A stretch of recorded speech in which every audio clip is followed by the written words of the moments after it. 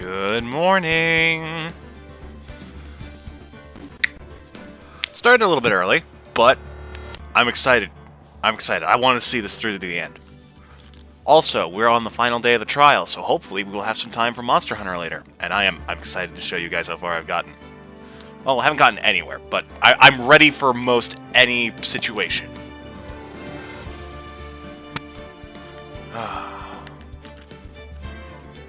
Alright, chat.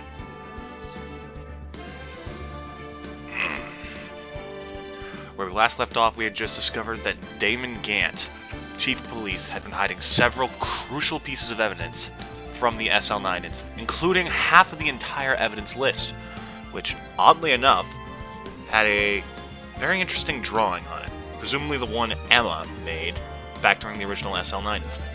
Not only this, we found a strange piece of leather that had Emma's fingerprints on it. We have no idea what that means. Yet! I did refill my water, right? Where is it?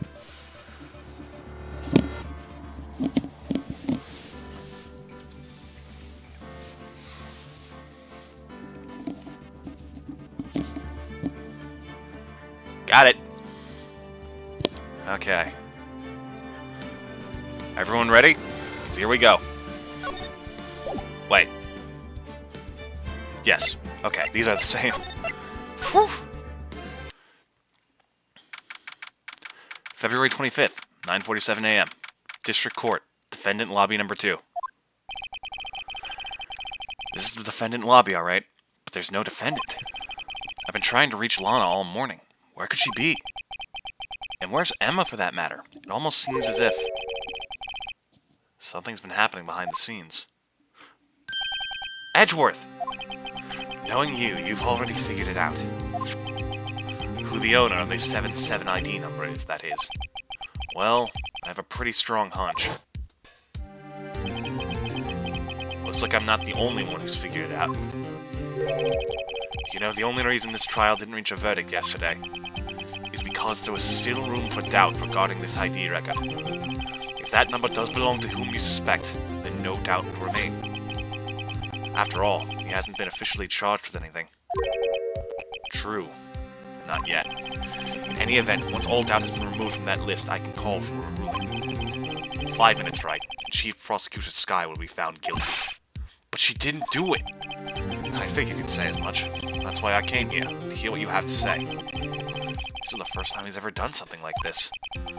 Lana's hiding something, and the only way we'll ever know the truth is to draw it out of her. The truth. Everything goes back to the SL9 incident. Don't be stupid. Today's the last day of the trial. We don't have time to reminisce about the past. It depends on you. If she's found guilty, you'll lose your only chance to find out what really happened. I'll think about it. See you in court, right? Oh, that's not a good sign. Shut up! Quiet, you. I know I started early. I'm excited. This is it. If I'm ever going to find out what Chief Gant has on her, it's now. February 25th, 10 a.m., District Courtroom number 9. Here we go. Here we go. Court is now in session for the trial of Miss Lana Skye.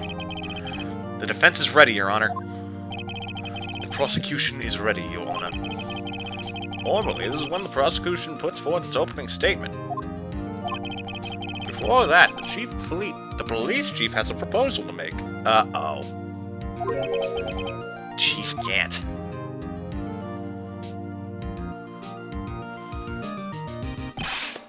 Morning, folks. How's everyone doing? Hey, Unji, been back to the pool yet?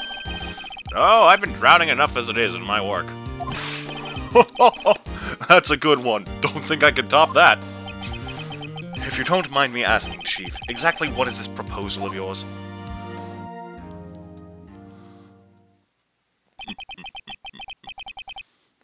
Lana, that is to say, the defendant, has asked me if she could speak directly to the court. She wants to do what? Having heard what she intends to say, I feel she should be granted her request. In the end, it should save everyone a lot of time and trouble. Oh boy. She's going to confess, isn't she? What's this all about, defendant? I'd just like to make one simple request, and I'll be finished. Well then, it's your request. Your Honor, I'd like you to put an immediate end to this trial. Huh? I confess to all charges against me. February 21st of this year, I murdered Detective Bruce Goodman in the underground parking lot of the prosecutor's office. No, Lana!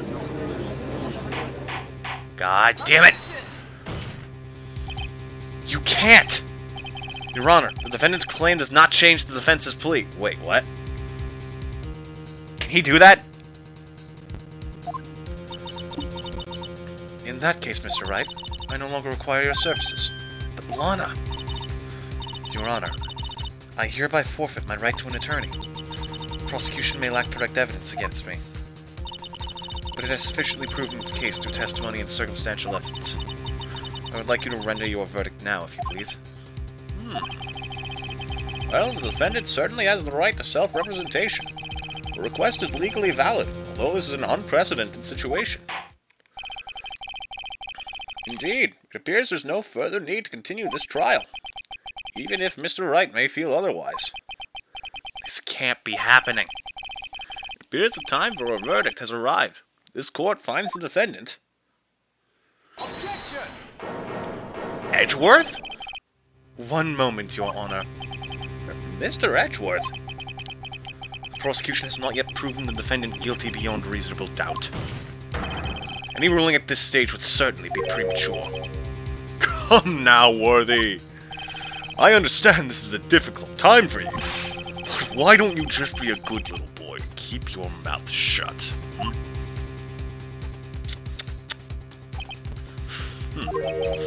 I don't think I care for your tone, Chief Gant. What? Creating another fabrication to cover up your past mistakes. Sorry, but I'm no longer the naive little boy you would have me be. With this sudden confession from the defendant, it's obvious to me some kind of deal was struck behind the scenes. Some kind of deal, Not everyone operates as you do, Worthy. I thought so. Your Honor, the prosecution would like to change its first witness. Oh? To whom? As its first witness, the prosecution would like to call Miss Emma Skye. What the fuck is this man on? I request the court hears her testimony. Mr. Edgeworth, I am exercising my right to self-representation. I don't think we need to continue. I don't care what you think, Miss Skye. The exposure of truth sometimes results in tragedy. However, no matter how tragic the truth may be, it would be an even greater tragedy to avert one's eyes from it. Well put, Edgeworth. Very well. The court shall grant the prosecution's request. That's okay with you, right, Chief Gant? Worthy. You'll live to regret this. Mark my words. But bailiff, did you get that down? In the court record? In the transcript of all this? You'll live to regret this, mark my words. I'm definitely not evil. I swear. I swear it under oath. Like nobody has ever lied under oath in this fucking game. Miss Emma Skye, please take the stand. Looks like Edgeworth has decided to take the horse by the reins.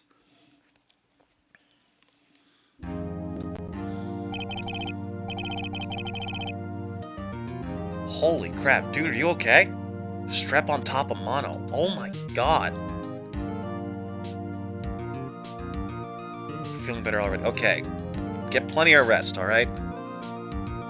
Don't go pushing yourself.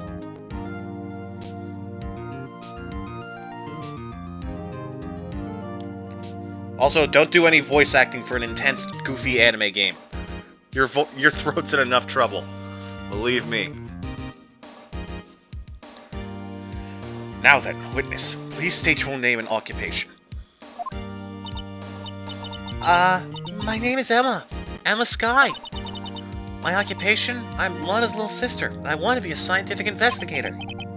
2 years ago, you encountered the serial killer Joe Dog for the Joe Dog killings. Is this correct? Yes. I'm trying my hardest to forget about that, though. I'm sorry. I'm afraid I'm going to have to ask you to recall those events one more time. Mr. Edgeworth, please remember this trial concerns the murder of Detective Goodman. Is an incident that was resolved 2 years ago really all that relevant? Yes. Most certainly. Oh. Accidentally skipped. I'm gonna have to be careful with that. Wait, hold on. Isn't there a...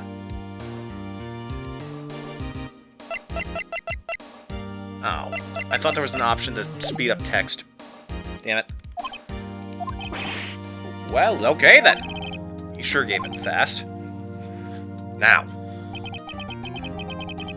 please testify about what happened to you 2 years ago.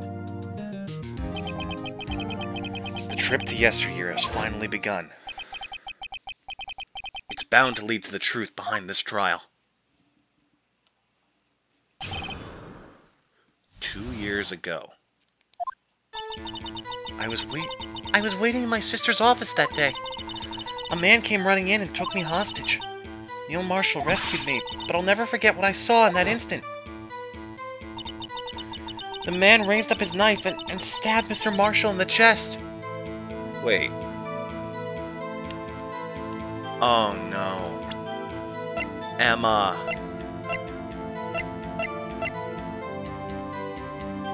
He was stabbed in the back.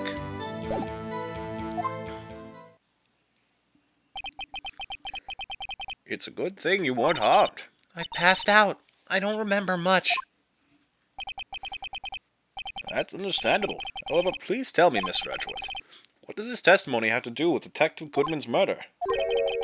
That will soon become apparent, Your Honor. You've got to admire him for his courage, considering he has no evidence. Very well. The defense will begin its cross-examination. Ah, bless your heart, kid. You have no idea what you've just opened up.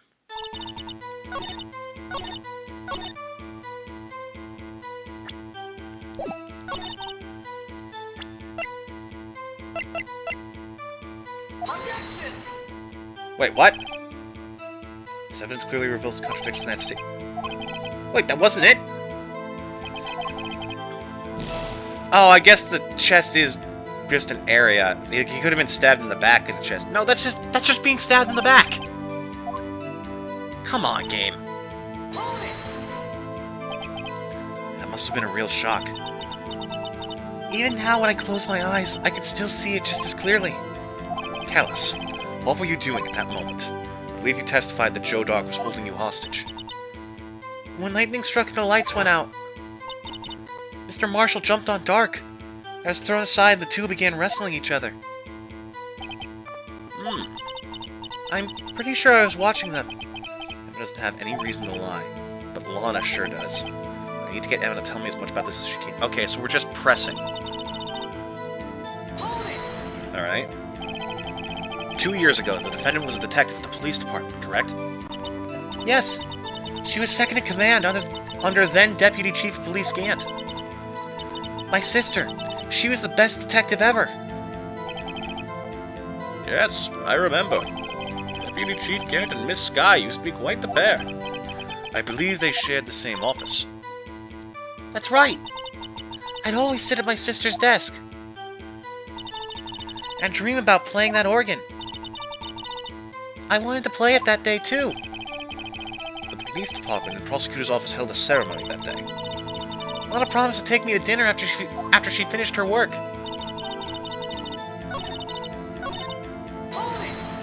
Tell us more. A man? Yes, Joe Dark. He was a serial killer. Joe Dark was brought in for questioning on the day of that ceremony. We were desperate to get anything on him that would lead to an arrest. We saw his chance. He fled the room, right? Upon fleeing the room, Dark proceeded to take the elevator. He must have been in a panic because the elevator was going up. And he ran into Skye in Gant's office.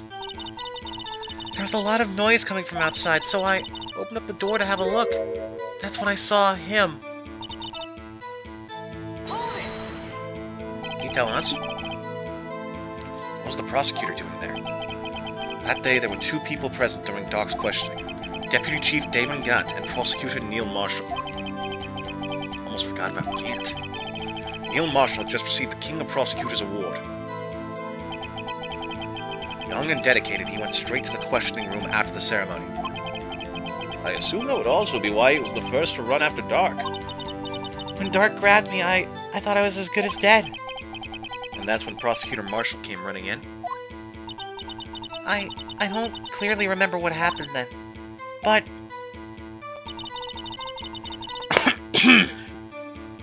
Sorry. I'll never forget what I saw in that instant. Can you tell us about that? Mr. Marshall jumped on Dark. Just then, the lights went out. The lights? It was just about this time of year. There's a terrible storm going on, and lightning struck nearby. So the electricity went out. Wait a minute. It was pitch dark in that room. You shouldn't have been able to see anything, right? Right, but just then lightning flashed again outside. That sudden flash left an unforgettable image of the scene in my mind.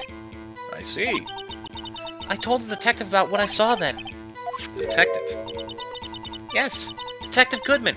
He was in charge of the case. Detective Bruce Goodman, the victim. Tell us more.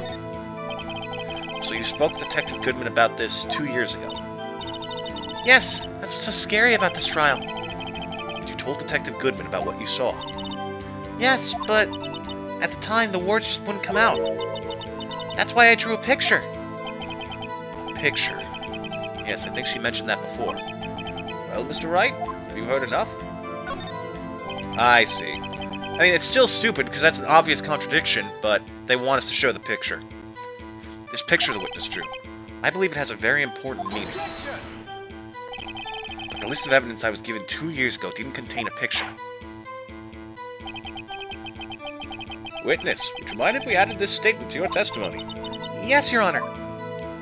I drew a picture of that scene once, but it seems to have been lost. Yep, here we go.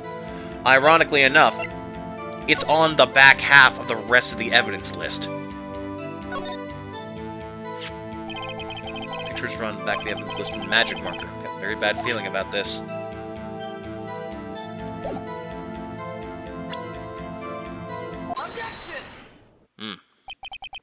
Mr. Edgeworth. This little girl put all her heart into drawing that picture. And yet you would insist on denying its existence? Huh? Hey, I'm not the bad guy. All I'm saying is that as the prosecutor for that case, I wasn't handed such a picture. That may well be, but that doesn't mean it doesn't exist. Behold! This is the evidence list for the SL9 incident.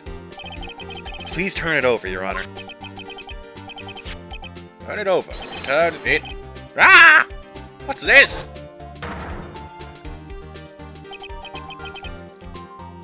Yes, what is that? Hey, that's it! That's the picture I drew! Indeed, two men appear to be wrestling there.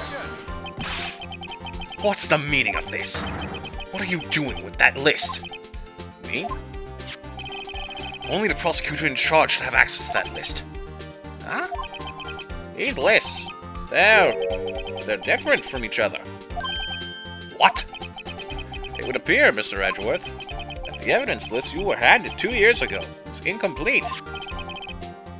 These two lists fit together to form one. You can see the marks here where they were torn apart from each other. So you see, Mr. Edgeworth, it's quite obvious what happened. 2 years ago, only half the evidence in that case ever reached you. What?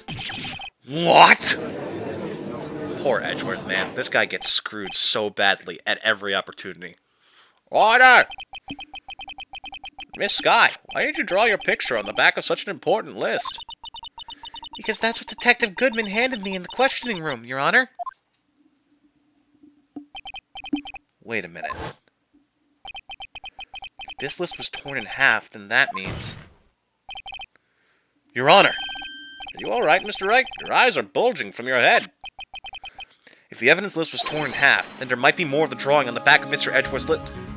Edgeworth, have you been staring at this paper for the past several days and not noticed a single thing? Yes, that's quite conceivable. Mr. Edgeworth? It's possible.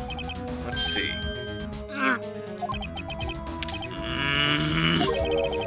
Is something wrong? Do you even have to ask? Sorry, Your Honor.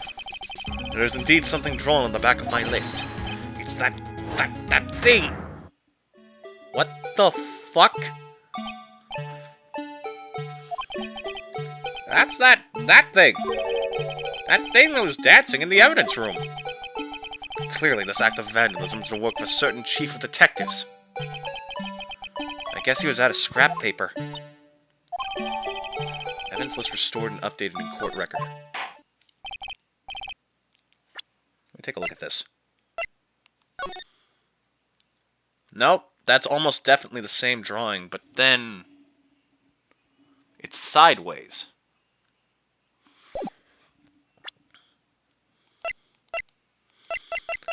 It was him. Your Honor, he did it!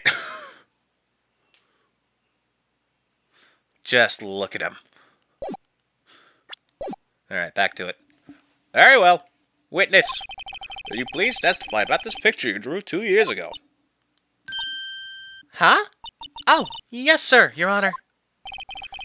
What's wrong with Emma? She seemed to be thinking about something when she was looking at the picture.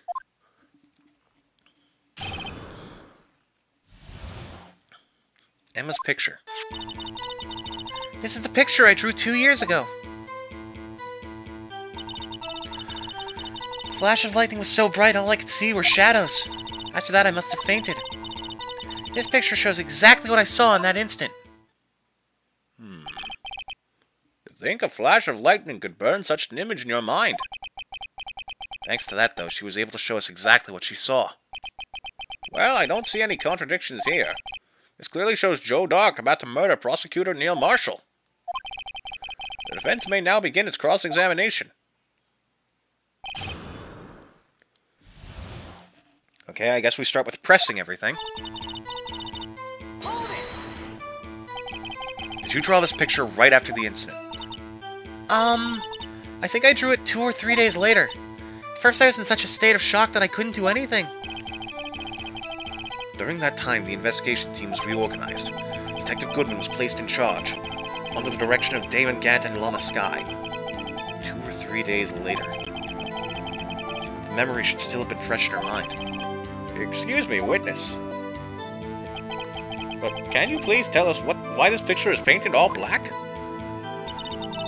The lightning was so bright, all you could see were their shadows. So at the time, you didn't even know it was Mr. Marshall had come to your rescue? No, I couldn't see him clearly. The lightning was so bright, I was knocked to the floor. You were knocked to the floor? Dark had a tight grip on me, but when Mr. Marshall jumped on him, I was knocked away. I turned around, and that's when the lightning flashed. I'm still concerned by this art and the fact that Joe is the one down here about to be stabbed.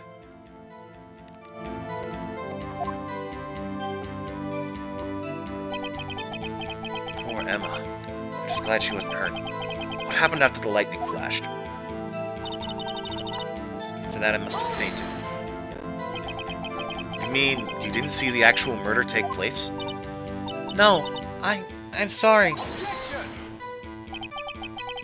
The flash of lightning only drove off the darkness for a split second. Not only that, but the trauma of the situation understandably caused the witness to faint. Do you really need to torture this girl any further? What? Hey, I'm not the bad guy here. Turn the tables on him, Edgeworth. Anyway, this picture. It shows exactly what I saw in that instant. Sorry for asking so many times, but are you sure you drew exactly what you saw? Of course, this is the exact scene. It wasn't influenced in any way from your talks with the detectives. Are you insinuating we somehow manipulated her memory, Mr. Wright? No, of course not. Better watch out or you might find some way to cut my salary. I drew this picture before I heard anything from the detectives, so I don't think anyone's story would have influenced me. Mr. Wright, is there something that's bothering you about this picture? Huh? Oh, well... It's strange. She claims this is exactly the scene that was imprinted in her mind. And yet, there's clearly...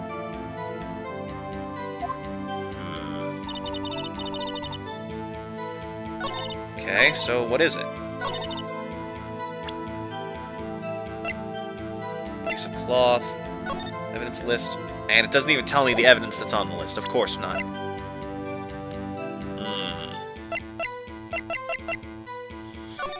Reading over this. Joe Dark, serial murder. Do you need to use the autopsy now? Maybe. Let me check more thoroughly. 19, between 7 p.m. and 7:30. Single stab wound, piercing heart and lung. Died from blood loss in under 10 minutes. Weapon found in wound was missing tip.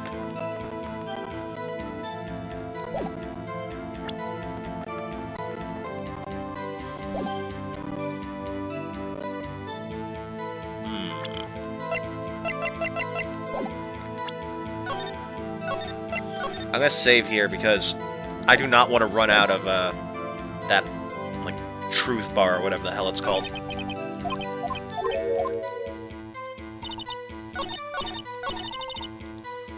Okay. Not the Goodman autopsy report. We want this one. Okay. So I was right from the get-go. I'm not allowed to be correct until now. I hate to be the bearer of bad news, but this picture the witness drew contains a blatant contradiction. What? But I still remember it just like it was yesterday. Mr. Wright, perhaps it would be faster if you simply pointed out the contradiction for us. What part of this picture contradicts the autopsy report?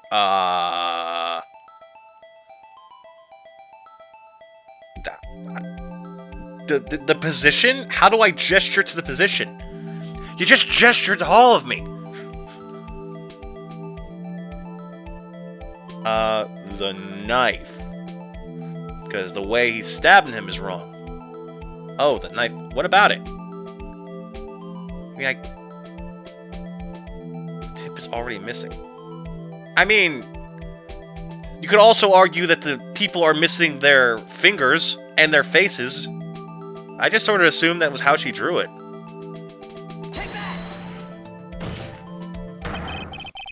Contradiction, of course, lies here. Take a look at the knife the man is holding. If you look closely, you can see its tip. Really? That's it? What the fuck? Even I don't have to look closely to see that. Okay, fuck you too, Judge. Even I don't have to look closely to see that, Mr. Wright. Jesus, it's like anyone with a brain or pair of eyeballs. Well, actually, my eyes don't work that well. It's understandable. Mr. Wright, look at the evidence. See the murder weapon? Its tip is broken too. If I recall, the tip of the knife was found broken off in the victim's body. It was a conclusive piece of evidence that proved Joe Dark was the murderer. I'm afraid it's not so simple, Emma. And where, pray tell, could you possibly see a problem? It's obvious, really. The victim suffered a single stab wound to the back. If the victim was only stabbed once, then the murder weapon should not yet be broken. Ah! What's the meaning of this? Perhaps the knife was broken beforehand. Sorry, but I'm afraid that's not possible, because the knife's tip was found in the victim's stab wound. The tip of the knife was found inside the victim's body. If it was broken beforehand, it couldn't possibly wind up there. That's right. What does this mean? The tip of the knife was undeniably discovered within the victim's body. The only possible explanation is the witness's memory is mistaken. That's why I asked her so many times if she was sure she remembered correctly. I believe you were annoyed at the time, but she was sure she remembered correctly. But there's no other way to explain this inconsistency. Not so fast, Mr. Edgeworth. There is another explanation. Have you forgotten already? About a little something called falsified evidence? Oh, boy. Really gotta rub it in his face, don't you, Phoenix? You're treading on thin ice, Wright? All I'm saying is that this broken knife tip might be the piece of evidence that was forged. You can't deny the possibility. No. Look at poor Edgeworth. Order! Are you saying the investigation really was corrupted? Your Honor, please allow me to once again go over the evidence that took place the day of the murder. Did I say evidence? Oops. The police department and the prosecutor's office were holding a ceremony that day. After receiving the King of Prosecutors Award at the ceremony, Neil Marshall questioned Joe Dark along with Damon Gant. During his questioning, Joe Dark fled the room. Prosecutor Marshall chased after him and was killed by Dark. It is my belief that somewhere in this story there is a lie. I'm not lying. That man really was holding up a broken knife. If that's true, there's no other way around it. This could not have been the actual murder weapon. There must have been another broken knife. Motherfucker. What are the chances of there being 2 broken knives? Another broken knife besides Joe Dark's. Could there have been one? There is another one. The witness is this adamant about the accuracy of what she saw. It can't just be explained away by a simple observational error. Mr. Wright! In that instant, Emma really did see a broken knife. I assume, then, that you have some information about this other broken knife. If so, please feel free to enlighten us. The murder weapon was already broken prior to the murder. There's only one way. Take a look at this. Here's the real murder weapon.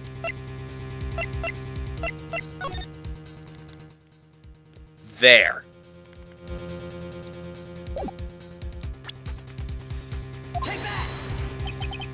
The answer lies in the past. 2 years in the past. Right here inside this picture. This is a picture of the awards ceremony. Ah! Oh wait, that's Edgeworth yelling. What is it, Mr. Edgeworth? Are you getting old like me? No, not yet. I refuse. It's the broken murder weapon. Notice the award Prosecutor Marshall is holding.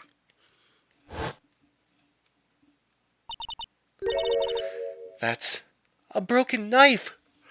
Ugh. As we earlier concluded, the knife in the drawing was not Joe Dark's knife. That being the case... Shit!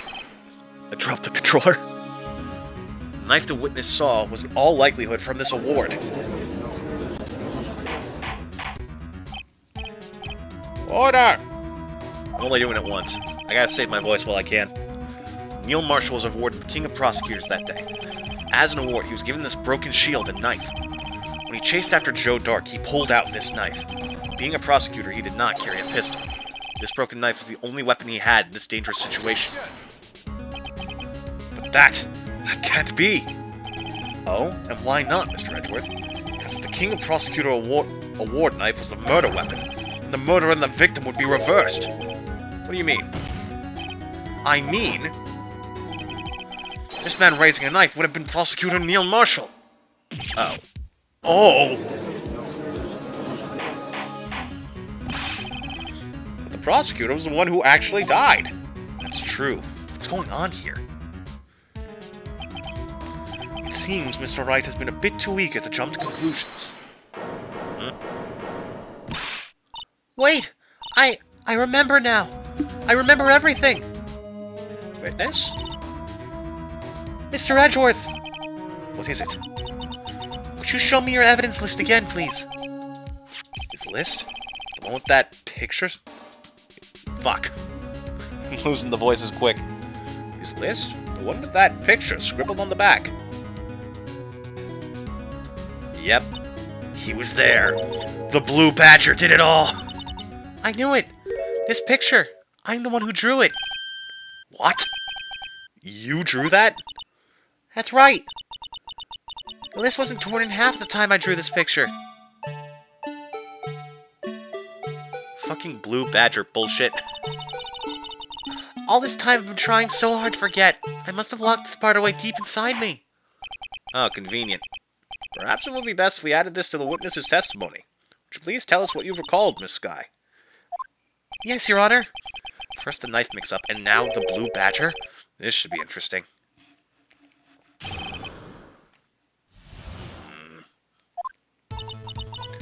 When I saw that man raise his knife, I panicked and rushed toward both of them.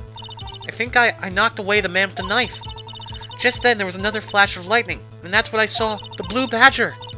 He wasn't in the room, but I'm sure I saw his shadow. Oh, are you fucking serious? Is anyone even going to remotely believe this? It is certainly most unusual. Try impossible. The chief of detectives hadn't even designed him until this year. Uh-oh, typo. I mean, he didn't even exist 2 years ago. No shit, Phoenix. Yes, well, the defense may now begin its cross-examination. Stop! Oh. Stop, please! Don't pursue this any further! Lana. What's the meaning of this? Please remain seated in the defendant's chair. But you can't do this. I've already confessed to this crime. Why can't you just leave it at that? Uh-oh.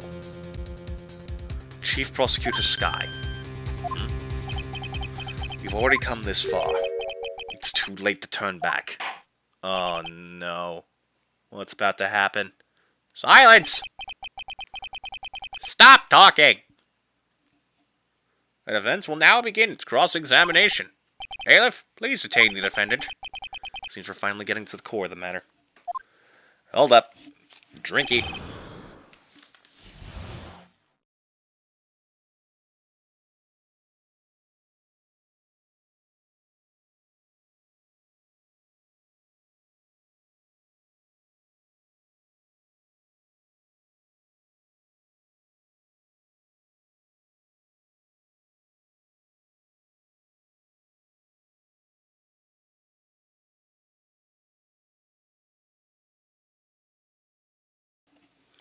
Alright, we're back.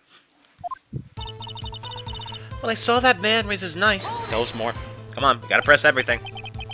When you say that man, I assume you refer to Joe Dark?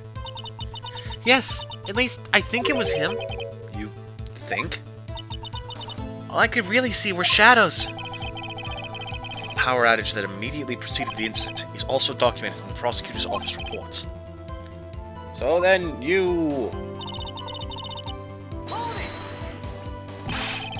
Why would you do something so dangerous? What else could I have done? He was about to stab Mr. Marshall! She seems convinced that Dark was the one holding the knife. But as we've just theorized, Mr. Marshall was the one holding the knife. Well, I didn't know that at the time. When that Dark guy knocked me down, all I could think was I've gotta help that other person. Oh, no. Emma, what did you do?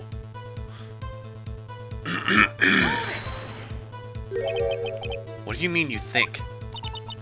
It all happened so fast. And I was in shock.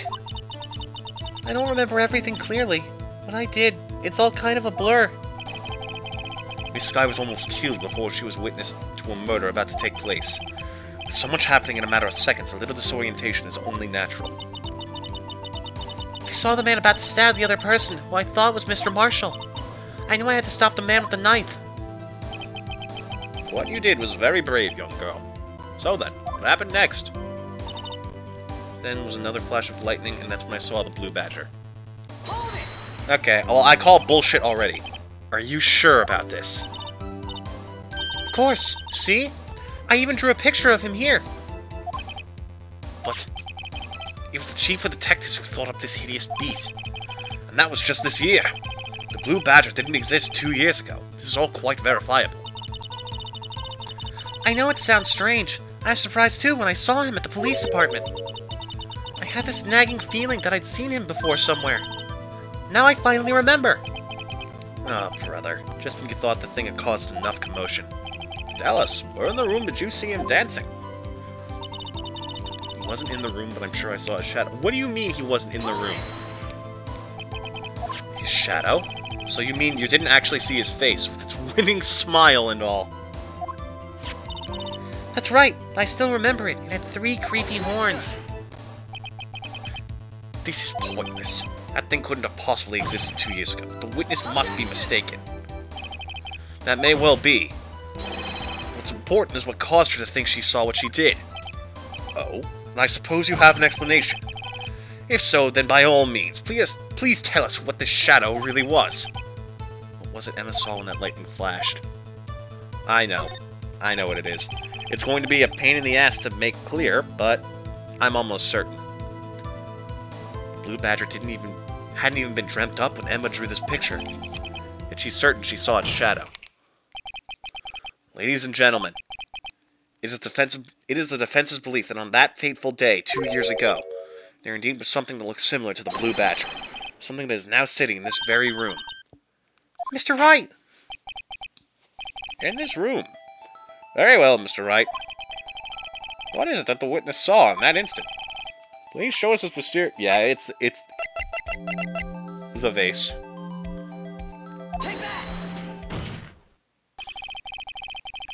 Mysterious Blue Badger... Oh, fuck. Wrong voice. The mysterious Blue Badger was in fact this. That's... what exactly is that? I believe it's some sort of jar. Mr. Wright, that doesn't look anything like the Blue Badger. Indeed, it doesn't. As it stands now, it's just a plain jar. However, what if we were to change our viewpoint? Our viewpoint? I've got to show them the correct angle to look at this from.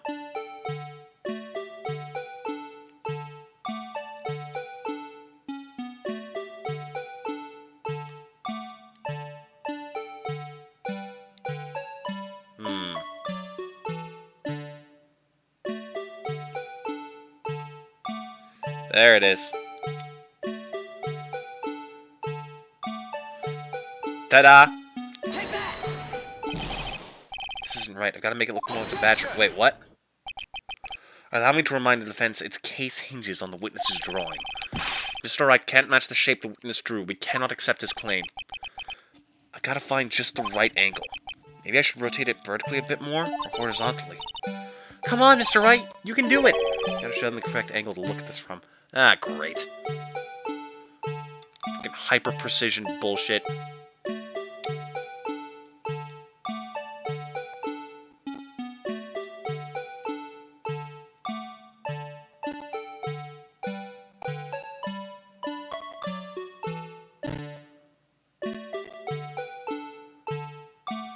There, how's that, huh?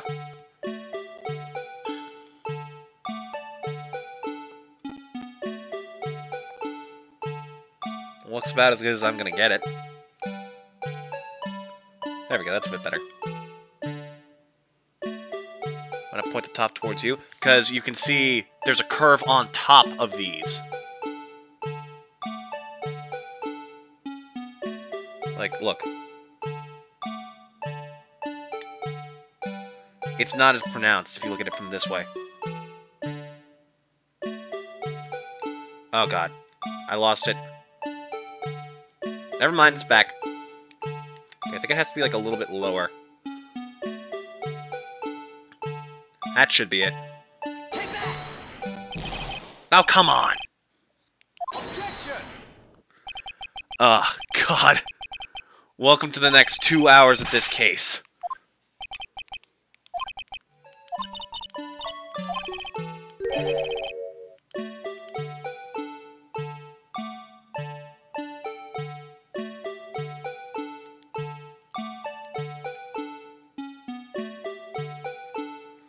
Maybe it's like lower?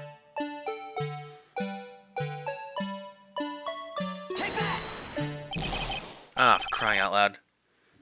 Try it that way, maybe it's not that deep. Okay. You could be right. The game has been stupid. Oh wait, let me... hold on. There we go. That gives me a bit of a clear look at it.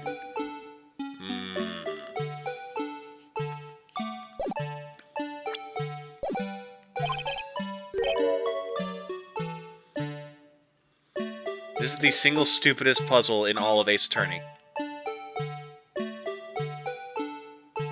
Is it really just like this? Like here?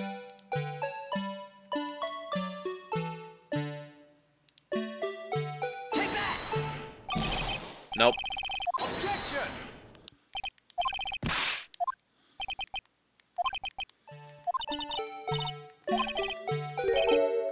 I've shown it to you. You just won't accept it.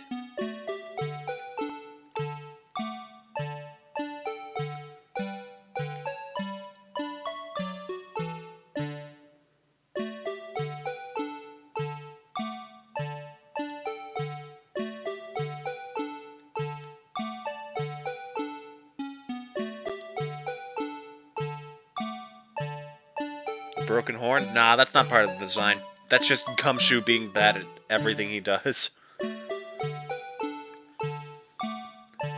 Okay, it definitely... Like, that is as close as I can conceive of.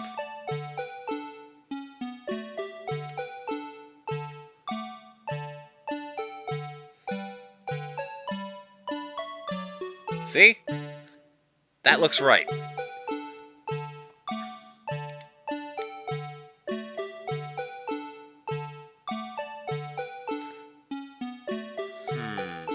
Maybe it does just have to be more ridiculous. Nope.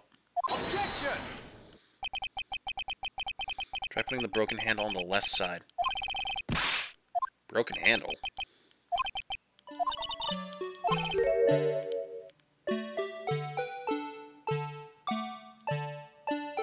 Oh, there is a broken handle.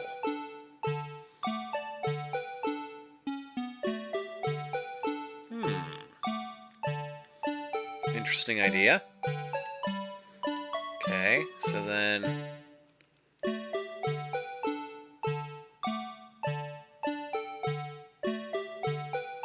Wait, no.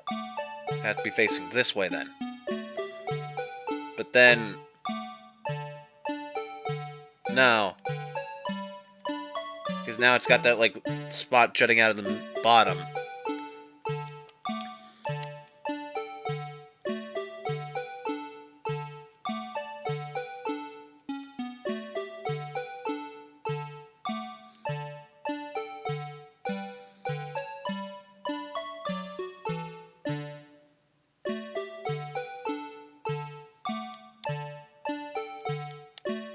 Oh, I see. There's no way, right?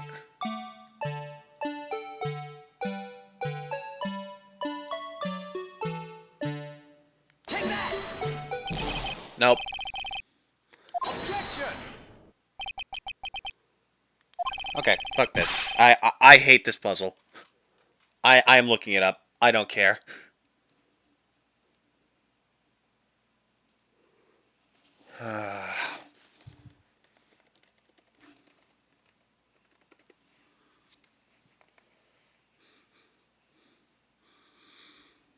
Yeah, no, I have the right idea. It's just obnoxiously specific.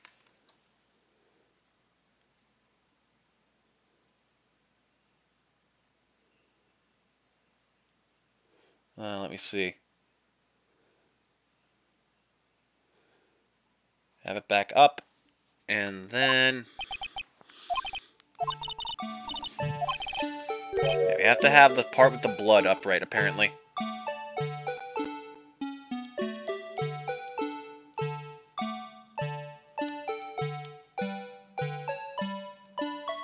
Yep, this is it.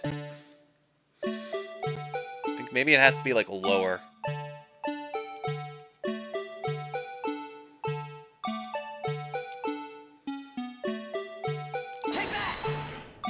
There we go. Jeez. Well, is this a miracle or what? No one can possibly deny this jar resembles the Blue Badger. Christ.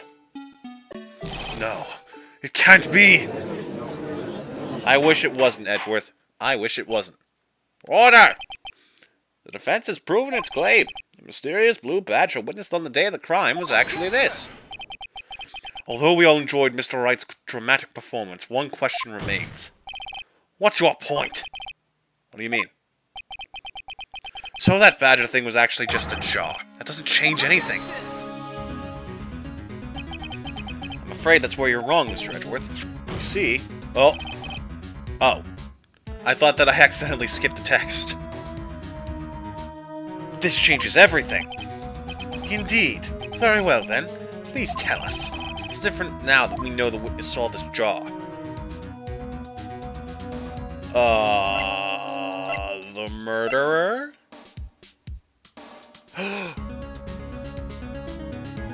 She said this was happening on on Lana's side of the office.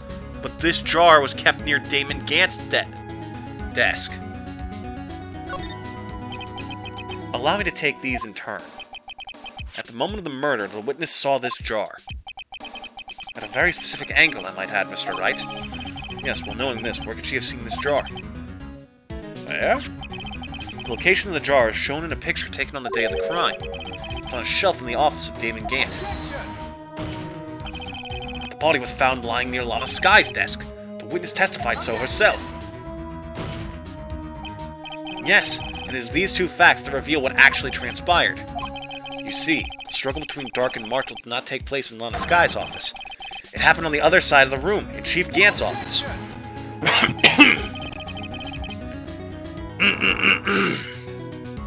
Sorry. Are you implying the murderer moved the victim's body from Damon Gantz's office to Lana Sky's office? Yes. Why would he do that? There's no reason. Exactly. If there wasn't a reason, he wouldn't have gone through the trouble. The only logical conclusion is that there was a reason. You know what that reason was, Mr. Wright. I've finally figured it out. So this is why Lana tried to stop the trial. It's too late to quit now, though. Please recall the witness's testimony. She said she knocked away the man who was holding up the knife. In the next instant, the jar was hit and flew through the air. Now tell me, what could have sent the jar flying? That would have to have been the impact the man made when he was knocked into the wall. Ladies and gentlemen, if I may draw your attention to this picture once more. If the man was knocked in the direction of the shelf the jar was sitting on, what would he have hit? Oh, no. Ah! The suit of armor, holding a very sharp and dangerous-looking sword. Oh, dear God. Yes. It says the man who was knocked in the armor was carrying a broken knife. It would have had to have been Neil Marshall wielding the King of Prosecutors trophy. No. Mr. Wright, you can't be thinking. Yes. There is another possibility of what actually transpired in that room. Another possibility. Of course, the perpetrator would have had no idea, but nevertheless, I don't know if I can go through with this. Mr. Wright. Fuck. Mr. Wright, what's the matter? If events took place as the defense theorizes, then the outcome is obvious. In that moment, assuming the man Emma Sky knocked away was actually Prosecutor Neil Marshall,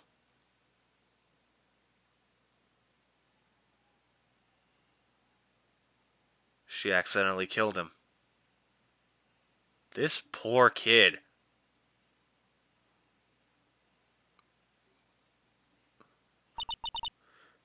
You mean Mr. Marshall died because of me? No! Oh, poor Emma. This poor kid. Thud. Oh, she fainted again. I never imagined her testimony would lead to this. So it was the witness who took the victim's life, and then proved so with her own testimony. This is unprecedented. This never happens in Ace Attorney. Literally the entire point of the game. What are you saying? I'm sorry, Miss Sky, but given the circumstances, Joe Dark murdered Prosecutor Marshall. How can you think it was Emma? How dare you try to pin the crime on her? Oh, God. She's freaking out. She's doing the thing where she bites her finger like Mia does. That's actually kind of sweet. Imagine that coming from you. If you recall, it was you who admitted to forging evidence 2 years ago. The reason you moved Prosecutor Marshall's body was to keep anyone else from finding out about what Emma did, wasn't it? tired. I thought she was wearing the Supreme Puffer jacket from the Drip Koku meme. I assure you, Mr. Edgeworth, I have no idea what you're talking about. If you hope to have anyone believe your insane allegations, I'm afraid you're going to have proof. Tell me, do you have any conclusive evidence that proves my sister killed Neil Marshall? Evidence? I'm willing to bet you don't. Yes, certainly would be difficult to prove this with evidence. If we don't have evidence, then we'll have to rely on testimony. I'm afraid that won't work in this case. Both parties involved in the incident are dead. We certainly can't get dead people to testify. This has all been a wild goose chase from the beginning. Touché, Miss Skye. Of course, that only leaves us with one possibility. You mean there's still another possibility?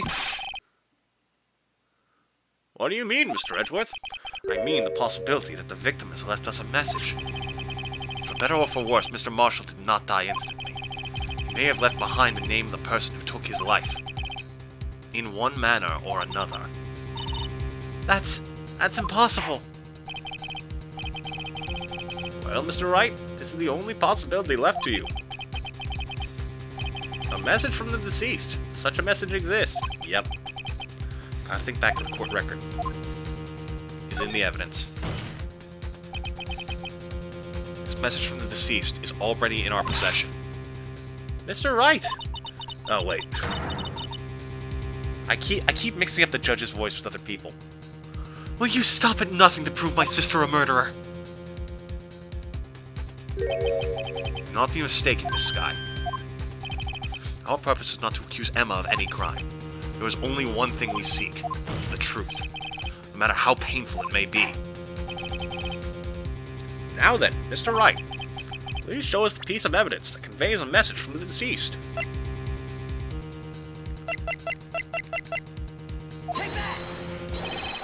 This is a message left by the deceased. This is that blue badger from before, right? Oh, is he going to just speak the killer's name? If that thing could, I'm sure it would. Looks like everyone's forgotten this is just a jar. The message was left here on the surface of this jar. What do you mean? If you look closely, you can see a faint trail of blood on this jar. Looks like someone wiped the blood away. Yes, but notice, for some reason, the blood on some of the fragments was not wiped away. Yes, there's a line here, drawn in blood. I'm sorry, I completely forgot about the voices.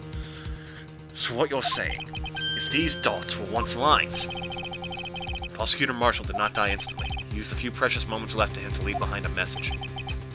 One that someone apparently wiped away. The blood must have seeped into the jar where the lines changed directions. Precisely so. All we need to do is connect these points, and the victim's message will become clear. No. Mr. Wright, what kind of message did the victim leave for us? Your Honor, I believe these bloodstains will reveal to us the answer.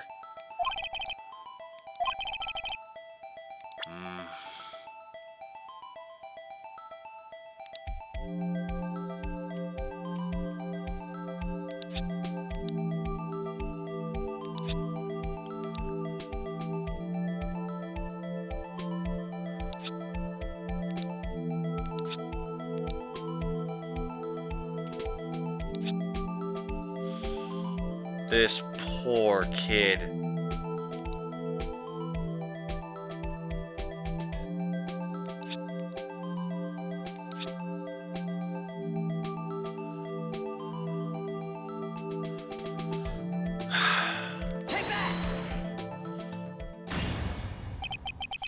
It's defense attorney's duty to prove their client's innocence. That's why all I've been thinking about is saving Lana.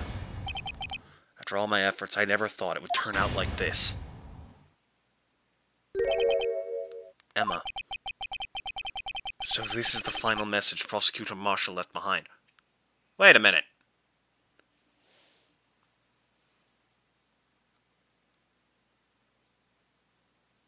Oh, for fuck's sake, get out of here. I see that. No advertisements in this chat. as soon as I figure out how the heck I close it. There we go. Bot spam moment, yeah. None of that allowed here. Where were we? Right.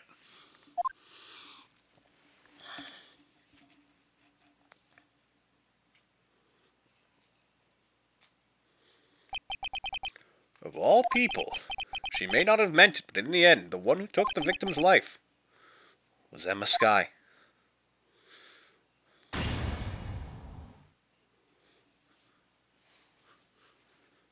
God, that poor kid. Seaworthy, can't say I didn't warn you.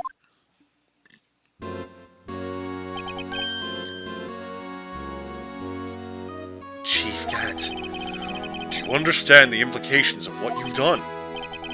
What? What are you talking about? 2 years ago, Joe Dark was sentenced to death.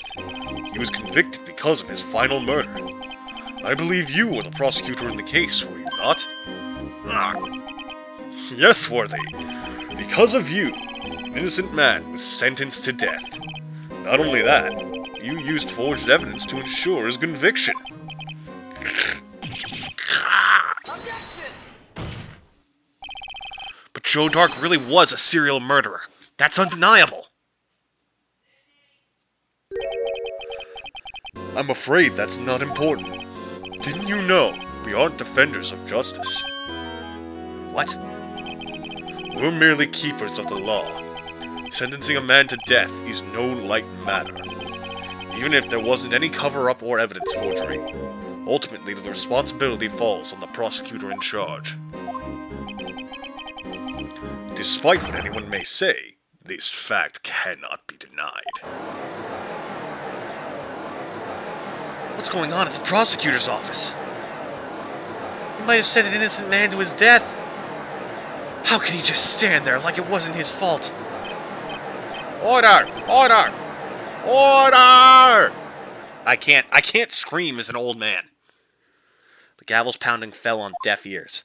Unable to settle the crowd, the judge declared a recess. Where this trial is headed, no one knows. To be continued. Alright, first section of the trial done.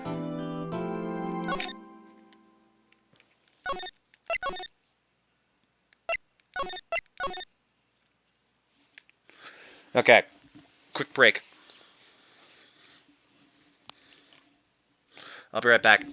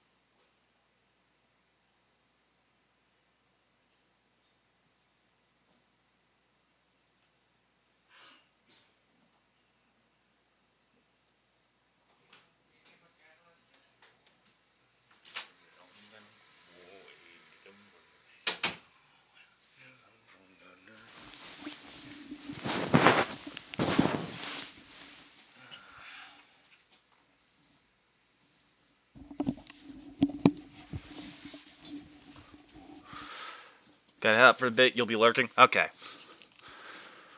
Hope you get a kick out of the stuff that comes next, because some of it is bullshit. I remember in particular, I got soft locked somewhere in this case, and we're getting close to where it happened.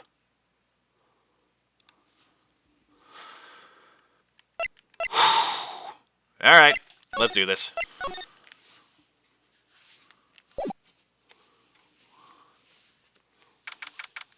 February 25th, 12:06, District Court Defendant Lobby Number 2. Sorry, Edgeworth. I didn't mean to get you in trouble. Don't worry about it. This is my problem, not yours. Hope I'm not interrupting, pals! Dot, dot, dot, gumshoe. Oh, guess I am. I'll come back later. Wait, Detective Gumshoe, what is it? You've got a lot of nerve, pal, making detectives run all around while on duty. And to top it off, you call me here. I've seen happier people at funerals. Didn't this happen, like, word for word, the exact same thing yesterday? I take it Lana's having you run errands again. Let me tell you, this is the last time, pal. Here, she asked me to give this to you if there was a break in today's trial.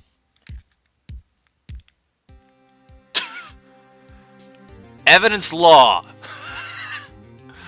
Oh my god, that duck is adorable. Evidence law?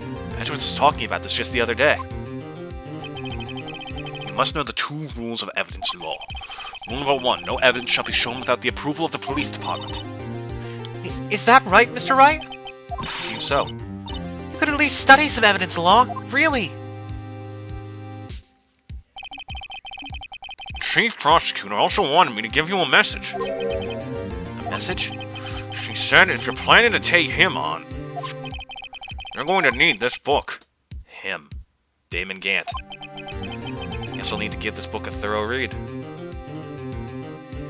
And I forgot to change the Discord notification again. God damn it. Evidence law securely slipped into pocket. Doesn't look like that book will do you any good now, though. All that's left now is the Chief Prosecutor's sentence. That's where you're wrong, Detective. Huh? Haven't you figured it out yet? Why I'm still sitting in that prosecutor's seat despite all these allegations being thrown at me? Mr. Edgeworth! The real trial today hasn't begun yet. Now, let's take a look at this. It shall be shown that the police department unregistered evidence presented must be relevant to the case on trial.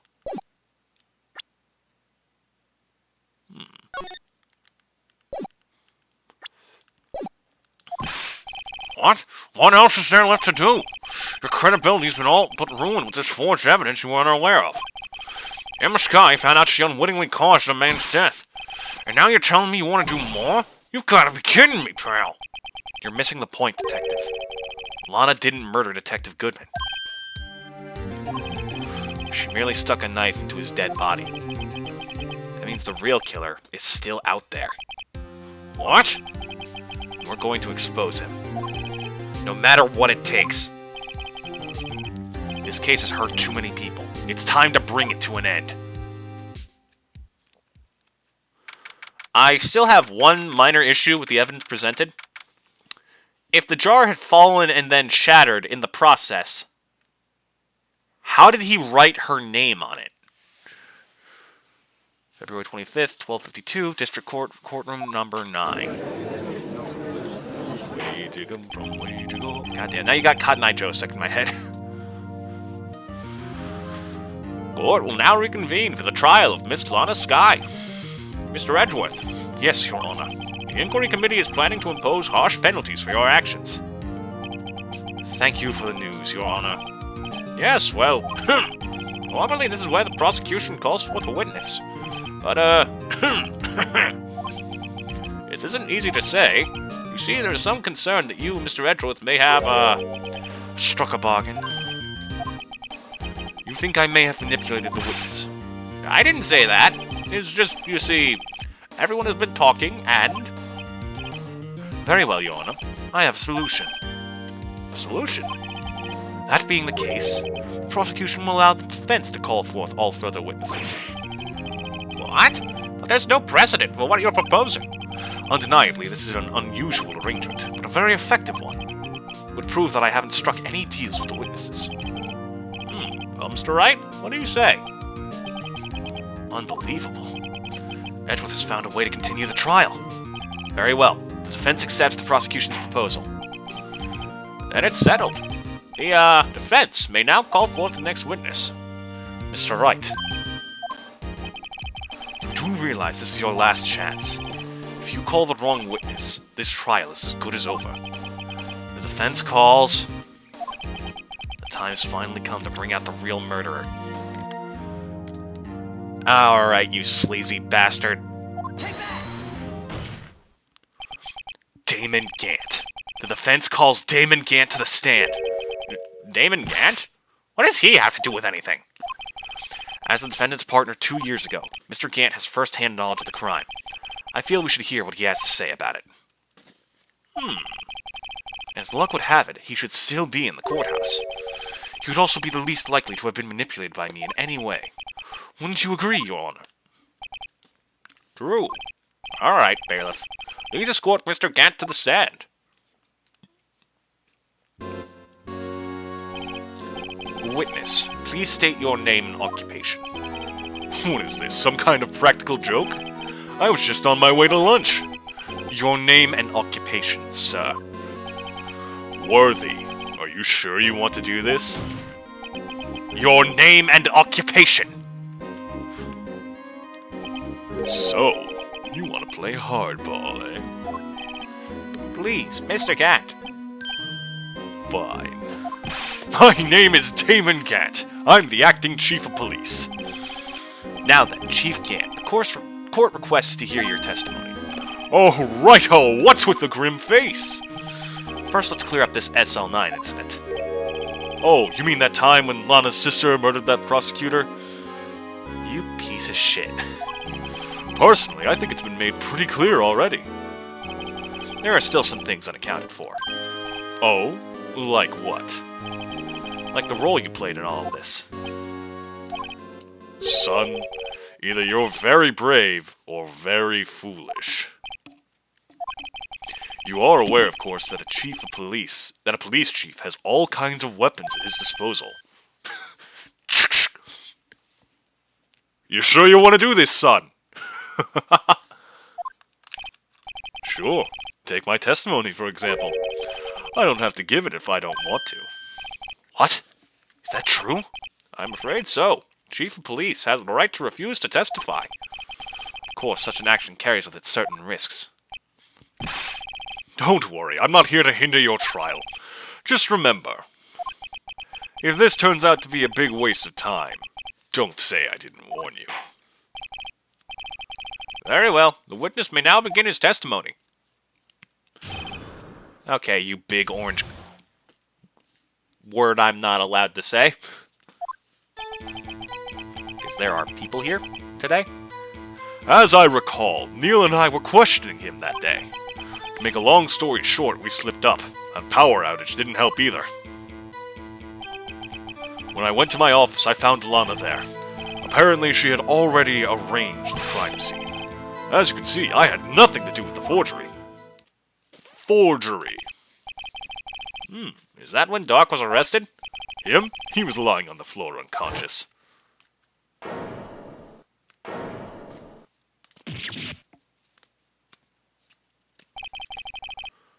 When Emma sent Neil flying, it seems Doc bumped his head. I see. Everything seems pretty clear-cut. If the police chief has the right to refuse to testify, then I'd better hit him hard and fast. With a hammer, right to the noggin. Monster Hunter, baby! Tell us more, shall you? As I recall, a ceremony was held at the police department that day. Yes, that's right. I guess you could say I'm a workaholic. After winning his award, Neil was all fired up, too. That's probably what spooked Doc and made him run away like that. Was the defendant Lana Skye also present in the room? I don't quite remember. At the very least, she wasn't there when Doc ran for it. So the two of you ran immediately after him, right? That's right. But Doc made it to the elevator first, so Neil and I split up. He went upstairs and I went downstairs. I guess you could say he got lucky. What's this about a power outage? Oh, that! The elevator stopped all of a sudden and I got the shock of my life. Well, probably not as shocked as Neil was when that knife went into his heart, though. Am I right? Just the sound of crickets. That's not funny. I went to my office, I found Lana there. Could you tell us what you saw? It was a shocking sight. Neil and that serial killer were lying in a heap on the floor, all tangled together. Dark was also lying collapsed on the floor? Yes, apparently he hit his head and was knocked out. Next to them were those two poor girls. Lana and Emma. Lana was cradling Emma in her arms. Looking back at it now, she must have already known what her sister had done. Apparently she had already arranged the crime scene. How can you know that? Because of the victim's body. It had already been moved. So that means... you found the body near Lana's desk. That's right. I think you said earlier, it was my suit of armor that really stabbed the prosecutor. Yes. Anyway, as you can see, I had nothing to do with the forgery. I don't think so. So you're saying the forgery had already taken place by the time you arrived at your office? That's exactly what I'm saying. I can understand how Lana must have felt, but moving a body and hiding evidence are inexcusable no matter what the circumstances. Is that how it really went down? Staring at the witness won't do you oh, fuck. Staring at the witness won't do you any good, Mr. Wright. If you're going to stare at anything, you'd be better off staring at the court record. Worthy! Always the smooth talker. Which piece of evidence ties Gant to the forgery? Lana did admit to forging evidence, but that can't be the whole truth. Somehow I've got to link Gant to the incident.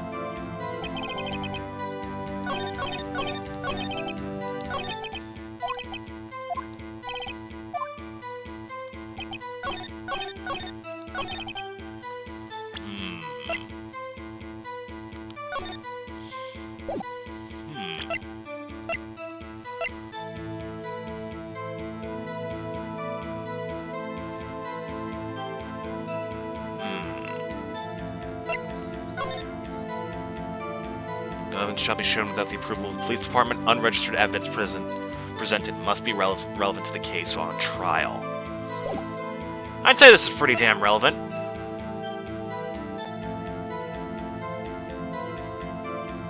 I think. Hopefully. Let me check.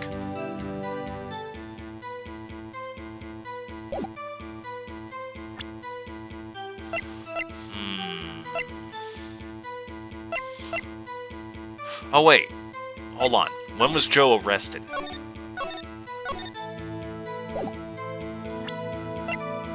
Because Neil died at between 7 and 7:30. Died from blood loss in under 10 minutes. That's a lot of time to save somebody.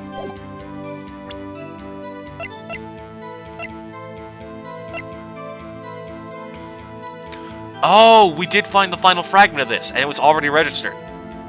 So, yeah. Objection! You claim you had nothing to do with the forgery. But I'm afraid that is a claim you cannot back up. Explain yourself. Several pieces of evidence were found in your office. Take this jar, for example.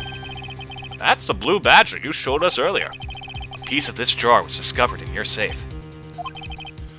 Not only that, but the evidence list I presented earlier, oh, that too, was actually found inside your desk.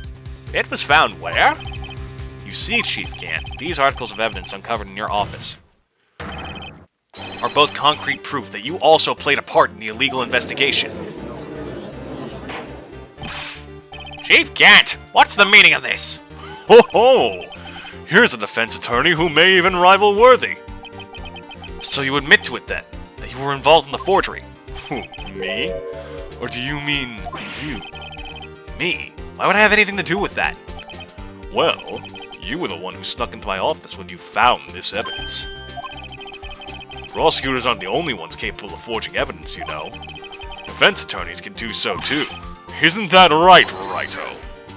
Ah. However, Detective Gumshoe was present during the investigation.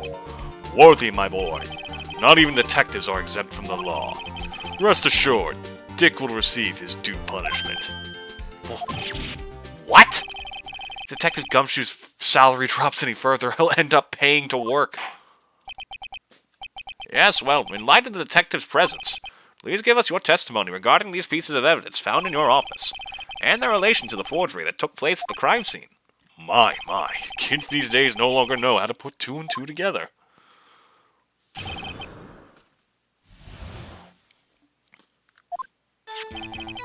Let's see, what was it now? A jaw fragment in the list?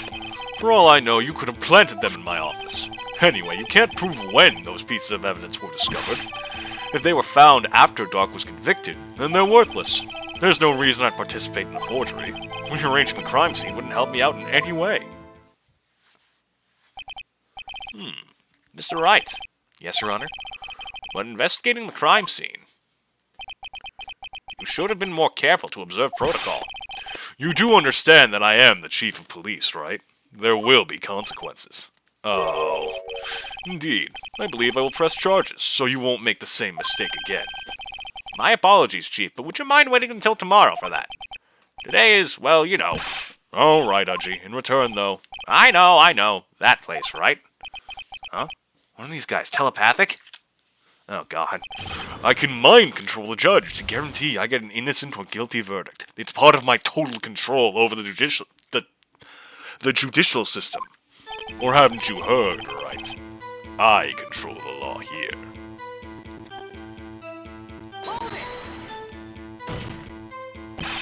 I'd appreciate it if you'd stop making these ridiculous allegations. Yes, you do have a point. You wouldn't have the guts to do something like that. What? I'll have you know, back in the day, I once broke into a cattle ranch and tipped... Mr. Wright, what are you saying? Anyway, you can't prove you didn't carry in the evidence, can you? If you have proof to the contrary, you're going to need it later. Later? What are you talking about? What else? I'm talking about when Righto's prints are found. Yes, they're found inside my safe. That would prove his investigation was illegal. Never faced anyone as slimy as this guy. I mean, he's not wrong, Nick. You did break into his office and hack it. Not even hack, you cracked his safe. Anyway, you can't prove when those pieces of evidence were discovered. What do you mean by that? This is all purely hypothetical, of course. Suppose I did place those items in my safe. Such an act wouldn't necessarily constitute forgery. If concealing evidence at a crime scene isn't forgery... I'm not through speaking yet, Righto. It all depends on when the evidence was discovered. They were found after Dark was convicted, then they're worthless. Are you saying this jar fragment wasn't discovered in the initial investigation? It would appear not. After all, it wasn't listed in the evidence list. For all we know, it could have suddenly materialized the day after Dark was sentenced. Oh, and wouldn't that be convenient? Right. The Chief is talking about a possibility. So long as you can't rule that out, your remarks, however clever they may be, will only succeed in wasting time. Tell me something I don't know. Come now, Righto. Think about it. There's no reason I'd participate in a forgery.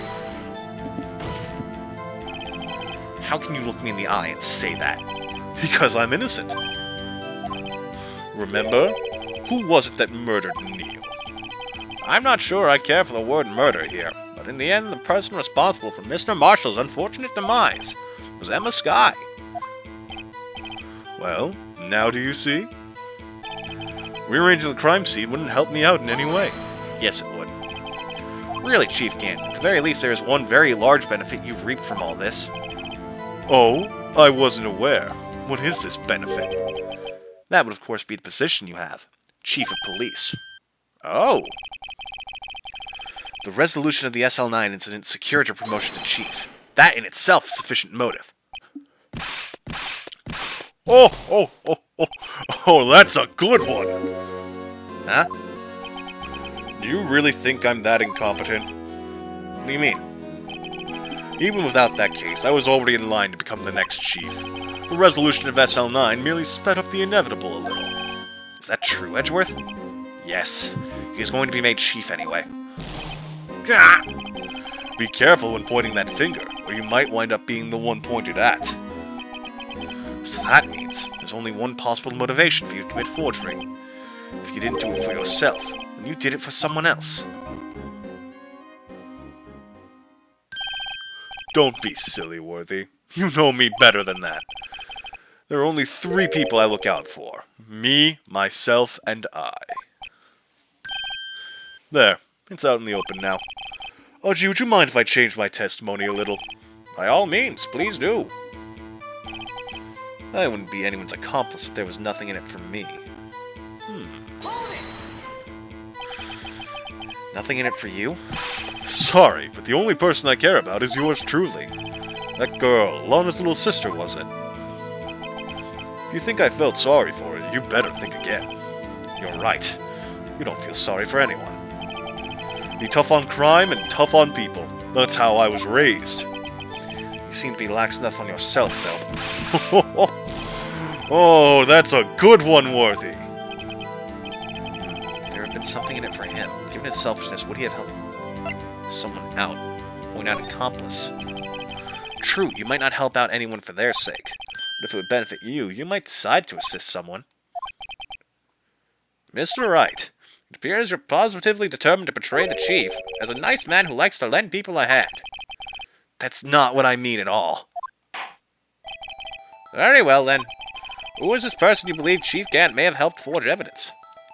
Obviously Lana. Take that! Chief Prosecutor Lana Skye, the defendant. I believe it's quite obvious in light of the circumstances. Emma Skye fell victim to an unfortunate series of events. Who would want to help her more than her own sister, Lana? And as for Chief Gant, he would also have a reason to help Lana if she asked him to. That reason, of course, is self-profit. Self-profit? What do you mean? After the SL9 incident was resolved, Lana Skye was appointed Chief Prosecutor at the Prosecutor's Office. The person who arranged this job change was you, Chief Gant. I'm not sure I like how much research you're capable of, Righto. But how would he profit from all of this? He would be able to use the Chief Prosecutor as his puppet. Essentially, he would acquire unchecked authority over all investigations. You mean to tell me that despite the Chief's formidable appearance, he plays with puppets? Oh, wait. You must mean puppet as in someone forced to do his bidding. Never mind. Admit it, Chief! You assisted Lana Skye in forging evidence. Your motive to appoint her as Chief Prosecutor so you could control her. Righto, my boy. You have quite an imagination. Let me ask you something. What? Do you have any proof of this, that I controlled Lana? For example, is Lana testifying that I've done such a thing? Lana. She's keeping quiet to protect Emma. There's no way she'd testify against Gant. I'm afraid without any proof, this all amounts to nothing more than mere conjecture. Unless... That is also what happened in this incident. This incident? Which one would that be? Of course I'm talking about the murder of Detective Bruce Goodman. The Chief Prosecutor's been acting strange throughout this entire trial. Almost as if someone has been controlling her. Worthy, you'd better watch your tongue. I wouldn't want you to get hurt. Just what do you mean? What he means, Your Honor, is that Chief Gant is involved in the murder of Detective Goodman. Not only that, but the Chief is now making Lana take the rap to cover up his involvement. What?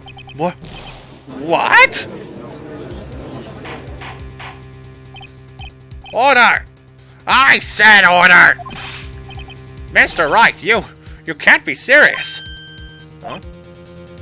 This is an affront to the highest-ranking officer in our law enforcement agency.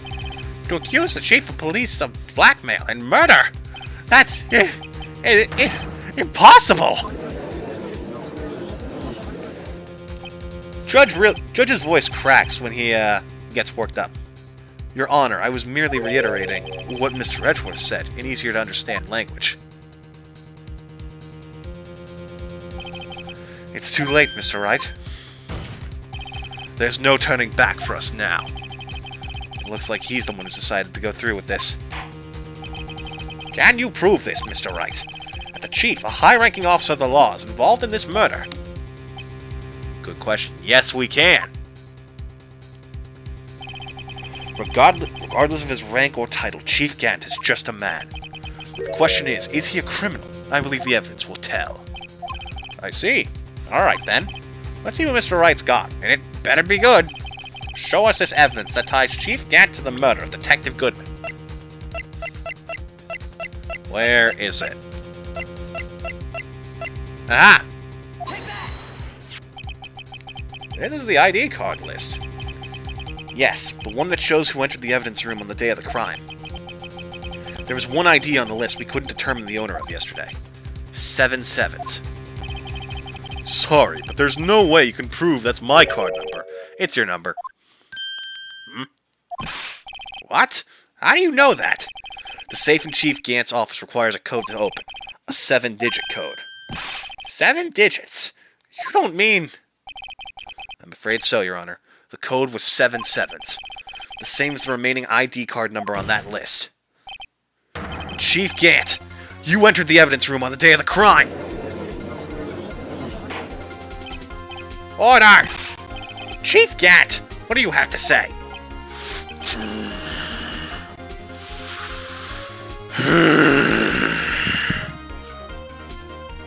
Nothing.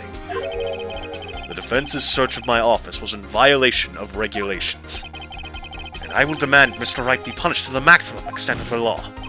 But right now, this court demands an explanation from you about the use of this ID card. Chief Gant, so you admit it. You entered the evidence room on the day of the crime.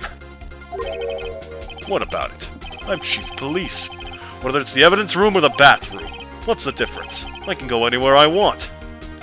Tell me, when you went into the room, were you alone? I always go to the bathroom alone.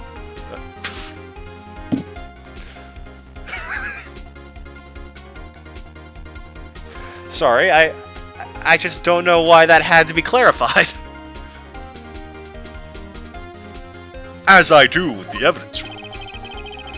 Detective Goodman wouldn't have happened to be with you that day, would he? Of course not! Why would he be? I hadn't seen him in days. You hadn't seen him in days? Chief Gant, I'm afraid you've just undone yourself. On that day, you had to have met with Detective Goodman. What do you mean? This trial's purpose is to determine Lana Sky's guilt. No, it isn't, Your Honor. This trial's purpose is to determine the truth. If Chief Gant met the victim on the day of the crime, then we need to determine one thing. What transpired during that meeting? In that case, Mr. Wright, I'm going to have to ask you for evidence. Show us proof that the victim went to meet Chief Gant on the day of the crime. It was the report. He must have, because... it can only be submitted to the Chief of Police, yeah. Detective Goodman lost his ID card on the day of the crime. Or to be more accurate, Jake Marshall stole it. So Detective Goodman filled out a lost item report. He would have had to give that report to the Chief of Police. Yet you are in possession of the report, which means you can't be sure if he filed it. He filed it. How do I know, you ask? Because he needed to enter the evidence room that day. He needed to? Yes, to transfer the evidence out. Oh. Detective Goodman took the form to you, Chief Gant. Then, you accompanied the detective to the evidence room. I accompanied him. There's no other way the murderer and Detective Goodman could have entered the room. Hold on. Let me guess what you're going to say next. I, the Chief of Police, murdered poor Goodman. Exactly. But wait! The Chief didn't necessarily need to accompany him to the evidence room. He could have just lent him his ID card. Yes. Now that you mention it, I believe I might have done something of the sort. Sorry, but that's not possible. According to the record, your card was only used once. You showed us your ID card earlier. If you had really lent it to Detective Goodman, it would have been found on his body. No! Oh. He went evil for a second there. Chief Gant, you didn't. The murder was most likely a spur-of-the-moment crime, for no one in their right mind would choose a police department as a place to commit murder. After the murder, you contacted Lon at the prosecutor's office. Why? To dispose of Detective Goodman's body, of course. You're forgetting, Mr. Wright. That the victim's body was discovered in the prosecutor's office parking lot. How did he manage to move it there? I was at the police department the entire day, you know. And everyone's aware that Lana stayed at the prosecutor's office after the ceremony. Everyone except me, it seems. Still, you're the chief of police. You have an entire police force at your disposal. Oh, so you think I just ordered an officer to do it? Hey you, take this here dead body over to the prosecutor's office. I don't think so. Chief Gant, you left all the evidence we need to prove how you moved the body to the prosecutor's office. All this time, I thought it was a useless clue just taking up space. How could the chief have moved the body? Mr. Wright, show us this evidence. Move the victim's body. Chief Gant used this. Page 2. Here we go. He made Edgeworth carry it back. This is how he moved Detective Goodman's body. What's that? A screwdriver? But what does that have to do with this case? Mr. Edgeworth, think back to the day of the crime. What is this screwdriver doing here? It's here because... I was asked to go, by Chief Gant, no less. He told me he wanted me to keep it here at the prosecutor's office. In any case, on the day of the stabbings, I brought this back here. After the ceremony ended that day, I didn't plan to return to the prosecutor's office, but you did, because Chief Gant asked you to. You mean The body was found in the trunk of Mr. Edgeworth's car. I think it's obvious what happened. The body was moved by that car. Detective Goodman's body was carried in the trunk of Mr. Edgeworth's car. Yes, unless of course you have another explanation, Chief. Why else would you have asked Mr. Edgeworth to transport evidence from a closed case? There's only one plausible explanation. To transport the body to your accomplice, Miss Lana Skye. Order! What's going on here? Is there no room for rebuttal in the defense's outrageous accusations? Think back to the photograph Miss Starr took at the prosecutor's office. This was not a photo of the body being stuffed in the trunk to be taken away. It was exactly the opposite. It's a photo of the body being taken from the trunk. Chief Gant, please, say something! I believe your time's up. My time's up? Sorry, Righto, but I'm having lunch with the District Attorney General after this. We have to get going if we're to make it in time for the early bird special. But the cross-examination isn't finished yet. Remember what I told you earlier. A police chief has all kinds of weapons at his disposal. Weapons? Like the right to refuse to testify. I'm invoking that right now. What? That is not a right to be casually invoked. There are certain risks to be considered. So you're going to just run away after all this? Run away? Don't make me laugh, Worthy. I stabbed old Goodman. That's what you're saying, right? Hypothetically. I say that hypothetically. That is not a confession. But if you had any conclusive evidence, you would have presented it by now. Well, You think I had Lana dispose of the body? If so, then show your proof and get it over with. I'll say it again, Mr. Wright. Damon Gant is the current chief of police. This court will not tolerate any accusations against it without concrete proof. Well, Mr. Wright, Your Honor, do you have any concrete proof? Proof that Chief Gant murdered... Okay.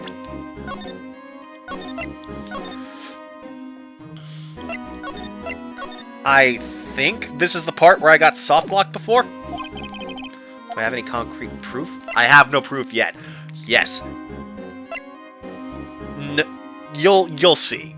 But at the moment, we have no concrete proof. It's no use showing evidence I'm not even sure of myself. No, Your Honor.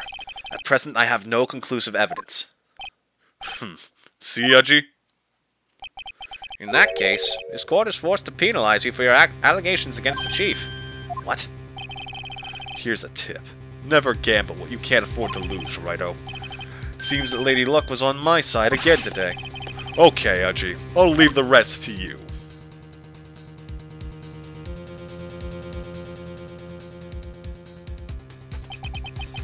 I warned you earlier, Mr. Wright.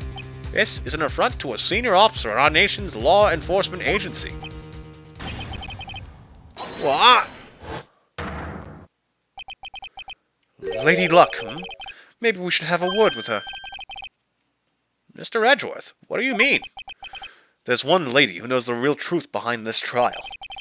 We haven't yet had the honor of hearing her testimony. A lady who knows the truth. Another witness. In the absence of conclusive evidence, the only other method of proof is testimony. But Chief Gant has invoked his right to refuse to testify. Ah, yes! Most definitely! The luckiest lady, Chief Gant. There's still someone else. One more witness who can answer all the questions raised in this trial. Someone right in this very room. Mr. Edgeworth, who is this person? Why are you asking me, Your Honor? Have you forgotten? The defense is the one calling witnesses today. Mr. Wright, does such a witness exist? She may not be willing to tell the truth. We can't just stop now. Yes, Your Honor. The defense calls forth... Alright, Lana. Don't mess this up! The defendant, Miss Lana Skye. She was in the underground parking lot at 5:15 p.m. on February 21st. Oh, shit. Her task to dispose of the victim's body. In accordance with a certain someone's orders. Hold on a second. I'm going to take another drink.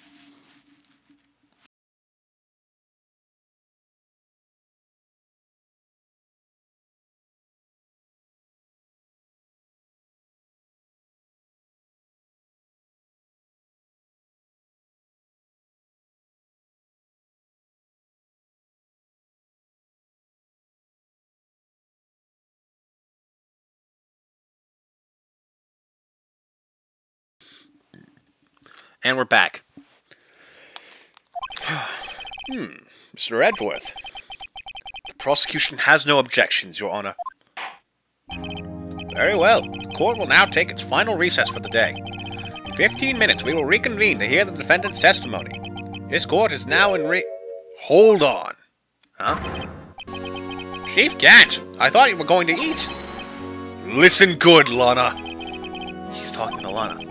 I don't think you need me to tell you this. If you accept Mr. Wright's claims, there will be terrible consequences. So he just confessed to blackmail in the middle of court, and we're letting him get away with this. That's right. Your sister will be found guilty for Neil Marshall's murder. This isn't good. Of course, you'd never support such outrageous claims anyway, right? Just something to think about. Alright then. I've got a lunch date to meet.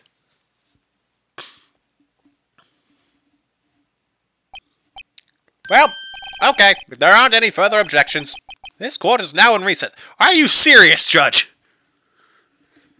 That man just made blackmail. Like, so clearly in court. In front of an entire jury. Looks like we managed to stay in the game. Yeah, thanks to your help, Edgeworth. That's Chief. He's something else, eh, pals? Detective Gumshoe! I'm not a detective anymore. Oh, yeah. Sorry about that. Don't worry. I've already decided where to work now. At your office. My office? Sure. I'll take the place of that top-knotted girl you used to work with. Could he mean... Maya? Still, looks like we're all out of moves now. Chief Gant's done it again. How is it he always gets the upper hand? It's not fair he has the right to refuse to testify. Settle down, Wright. Remember what the judge said. Chief, that is not a right to be casually invoked. There are certain risks to be considered. We already heard this, so I'm skipping on the voice. Risks. What did he mean by that? It's simple. If the chief refuses to testify, the opposite also holds true. You mean he forfeits his right to say anything, too? Emma! Are you okay? Yeah, when I came to, I was in the medical office. I've been listening to the trial from the gallery. So she heard everything that's been going on. Emma, I'm sorry for what I said before. No, don't be. It was the truth. You know, it's funny. I almost feel somehow relieved. Relieved? Yeah. Now I finally know what really happened. To think that all this time, my sister was being blackmailed by that terrible man. She did it all just to protect me. Ever since her appointment as chief prosecutor, everyone who knew her said she changed. Perhaps it was easier that way for her. What do you mean? What do you think I mean? To follow Chief Gant's orders. She must have shut herself up deep inside to force herself to do anything and everything the chief told her to do. That must be why she became so cold. It was all my fault. It's all because I murdered Mr. Marshall. Hey, don't go blaming yourself now. If you want to blame anyone, blame society, pal. Goddamn society, why can't a man just suck some people's brains out in peace? Chief Gant may be able to fool everyone else with his forgery, but he can't fool my memory. I remember now. I knocked Mr. Marshall into that armor. I see. Well, we'd better get back. It's time for the final act. Emma, why don't you wait here? No, I'm going with you. I want to be there when Lana tells the truth. Let's go, Wright. It's time to end this.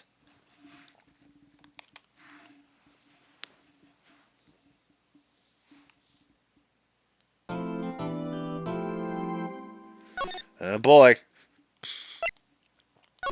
But yeah, what happened was, in that prompt where it asked to show evidence or not have evidence, I went in, and I spammed evidence until I had, like, one thing of health left. Then I chose the present evidence option and saved afterwards because I genuinely had no clue.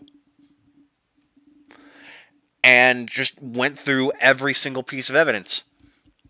And then I was stuck in that spot, forced to choose the wrong answer. Fuck. Okay, I think this is actually the final part of the trial. We may end the stream after this. Maybe not do Monster Hunter today. Well, who knows? We'll see.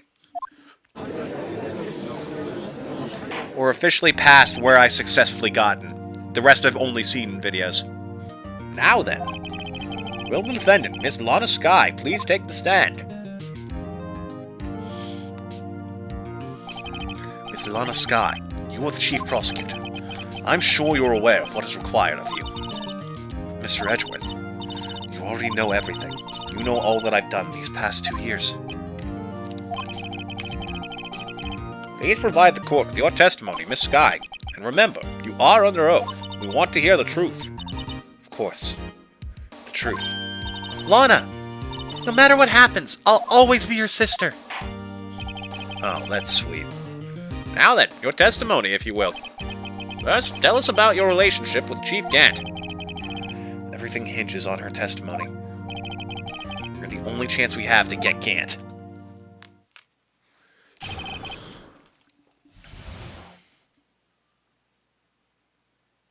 Hold on, I want to adjust the window a little bit. There we go.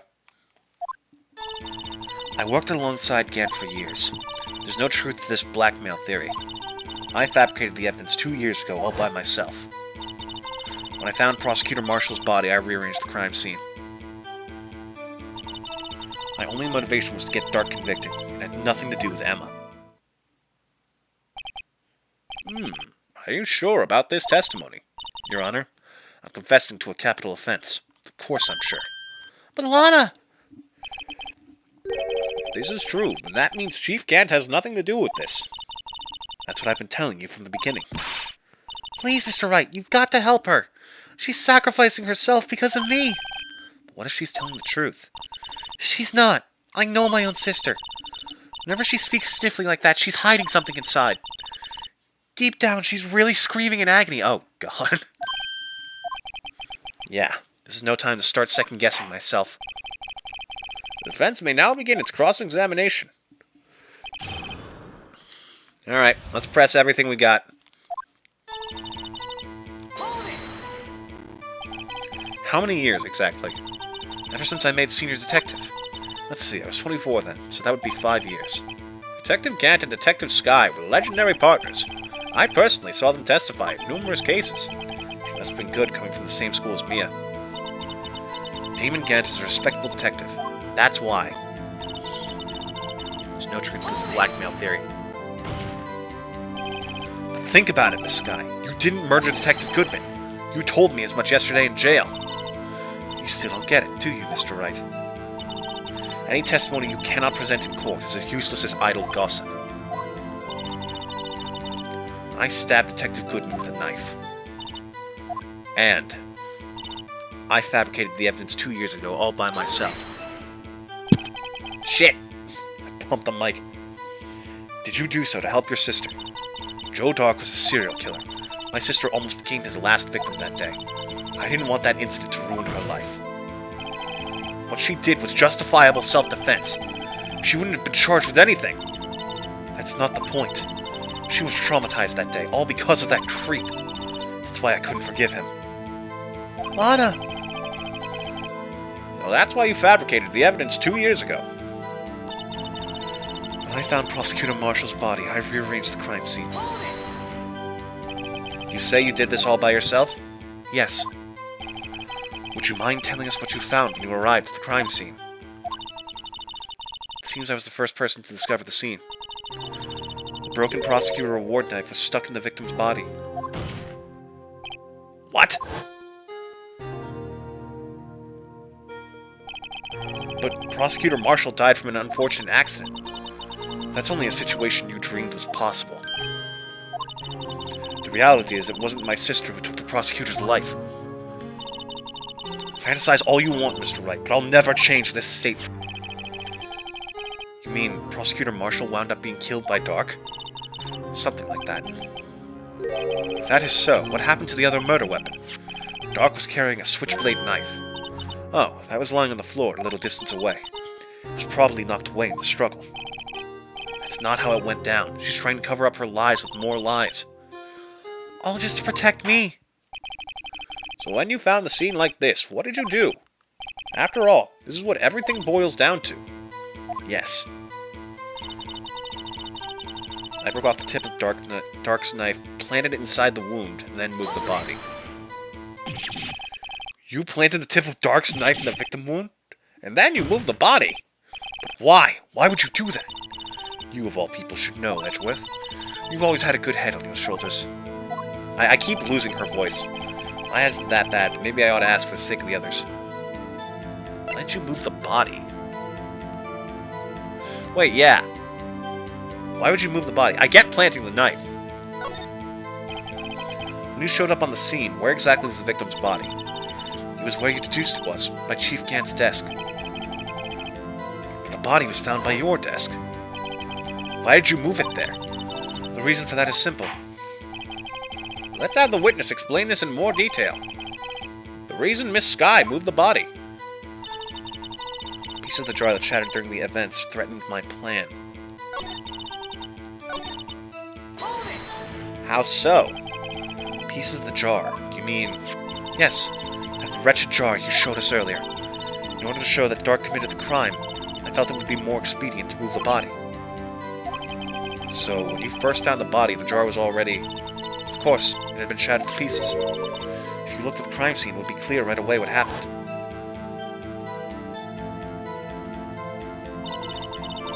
Neil Marshall was dead, and Dark was lying unconscious. In other words, that jar must have been broken during their struggle. I see. What's the matter, Emma? Apparently the jar shattered at the time the crime was committed. But I have a feeling there's more to it than that. Yeah, how the heck did he write her name on a broken jar? There must be a contradiction here somewhere. Anyway, I committed this fabrication completely alone. The only motivation was to get Dark convicted. It had nothing to do with Emma. So you rearranged the crime scene. I'm sure you didn't do this to keep Emma from looking like the murderer. How many times do I have to tell you, Mr. Wright? Emma didn't do it. Period. Are you so desperate to hide that fact? You're willing to risk the death sentence? She's lying! She did it so I wouldn't be blamed for what happened! In any case, as a prosecutor, what I've done is unpardonable. There's nothing I can do to make up for my actions. Mr. Wright, my sister's lying! Looks like she's determined to protect you to the end. She insists she fabricated the evidence by herself. There's no way she could have done it alone. I get Lana to talk more.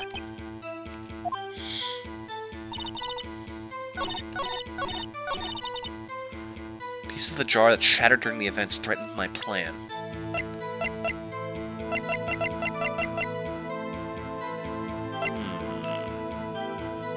Wait, yeah! How did Gant get the last piece?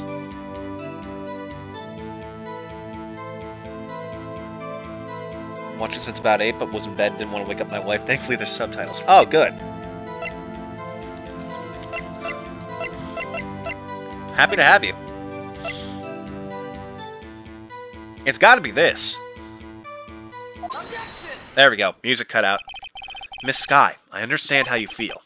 You committed that crime 2 years ago to protect your sister. You mean the forgery at the scene where Neil Marshall was murdered? If that truth were to be exposed now, the past 2 years of your life will have been in vain.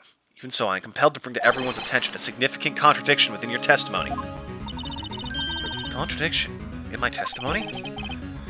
You testified, and I quote, "The pieces of the jar that shattered during the events threatened my plan." That's right. Do you have a problem with that? It's a simple oversight, really. You see, a message was written on this jar with the victim's blood. Yes, the prosecutor must have written it in his final moments. Exactly so. And this is where the contradiction lies. In order for the victim to be able to write his message on the jar, it must not yet have been broken before he died. Ah. He couldn't have written Emma's name on a shattered jar. There we go. Order! Your Honor, it would appear more information is needed in regard to this jar and its bloody message. We may be missing something critical here. Something critical? Chief Prosecutor, it seems you're as in the dark as we are about the truth towards which we are headed. What? Just tell us exactly what you saw. We'll piece together the information to arrive at the truth, just like that fucking jar. Very well. The witness may now continue her testimony. Ready to tell the truth, Lana? The jar and the message in blood. I immediately noticed the blood traces on the jar. It was dark in the room. I didn't have time to check it out. To be safe, I wiped away the blood. The fragments were large, so I'm sure I've got them all. All I could think about was wiping them clean before they were discovered. You mean you were the one who wiped away the message in blood? I wasn't chief prosecutor at the time. She didn't think Dark was the real murderer. That's why she tried to erase the real evidence. Very well. The defense may now begin its cross-examination. Jar and message in blood. There's no fucking way. I mean, I know, I'm certain Gant did it, but... I immediately noticed the blood traces on the jar. But it was... Oh, right. Wait.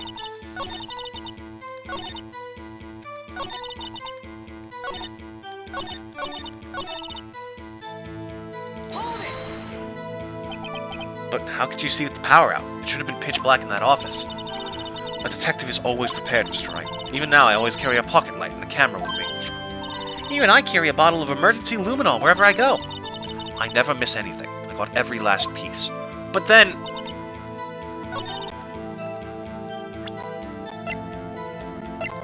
But you didn't. There is a fragment in Chief Gant's safe.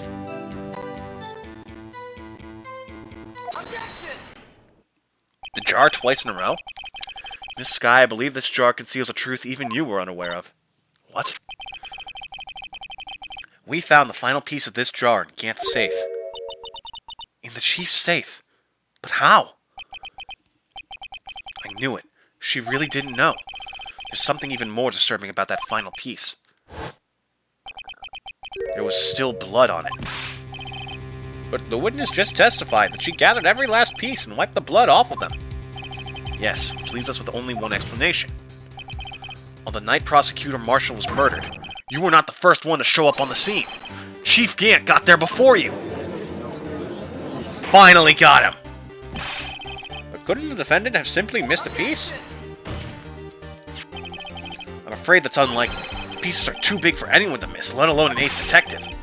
That may well be, but everyone makes mistakes. Even I once wasted an entire day looking for my dentures. They were in my mouth all along. Ha! Can you believe that? This judge is senile. Have you forgotten, Your Honor? When this witness arrived at the scene, the jar was already broken. Oh, that. There's no way a name could have been written on the shattered jar. Another person discovered the scene prior to the witness. I hope you're not implying this person was Chief Gant. At the time, he was looking for Dark downstairs. Besides, even if he was there first, why would he break the jar? The question is, if he did arrive there first, why did he hide the fact for 2 years? Well, Your Honor, can you answer us that? No! No! Why is the judge panicking now? Wait, I'm not the one on trial here. Damon Gant arrived at the criminal scene prior to the witness. He proceeded to break the jar and purposefully hid one of the broken pieces. Question: what is this action called? Fabrication of evidence. But why would Chief Gant do that? In light of what happened afterwards, isn't it clear?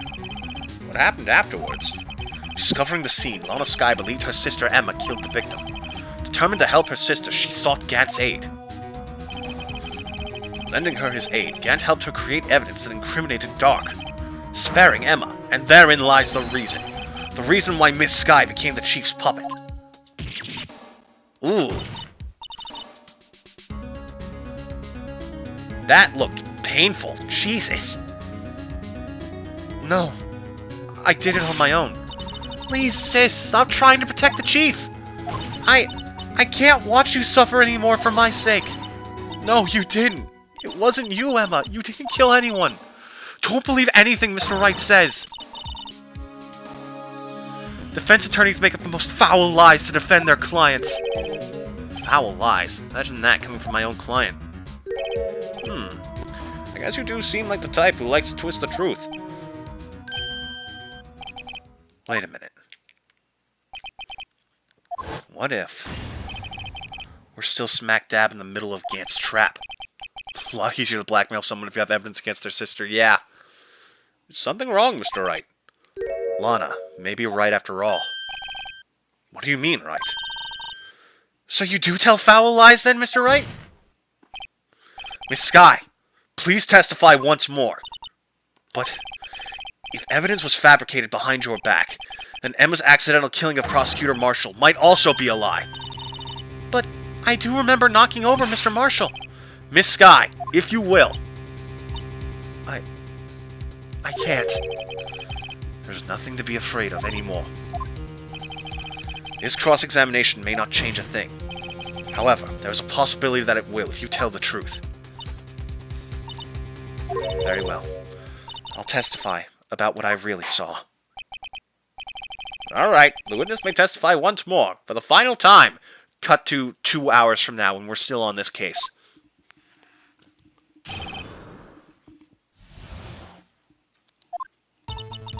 When I arrived, I found Mr. Marshall's body impaled on that suit of armor sword. Emma and Dark were lying unconscious on the floor nearby. When I saw what had happened, I thought she did it.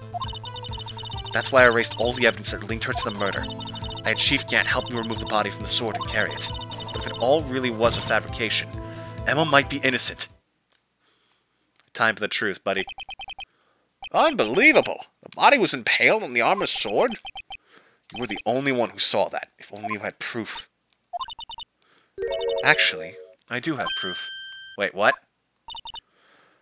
I gave it to Mr. Wright just this morning. What? What? To me? It's a picture I took of the crime scene as I encountered it. I thought it might be needed. But I don't remember receiving a picture like that. Lana must have known. See, Mr. Wright, she really does have faith in you. Very well, Mr. Wright. Please present this picture. I don't remember receiving any pictures from Lana. Yeah, it's the book. Lana said she gave it to you this morning, right? I seem to remember getting something from her then. Let's check that evidence again. There must be a picture in there somewhere. Oh, thank goodness. I thought I was going to keep going to the right. Oh, no, wait, this is me.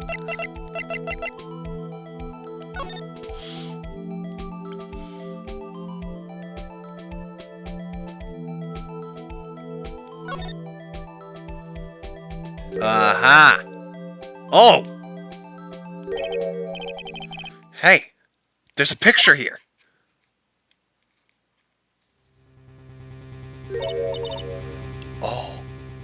Oh my!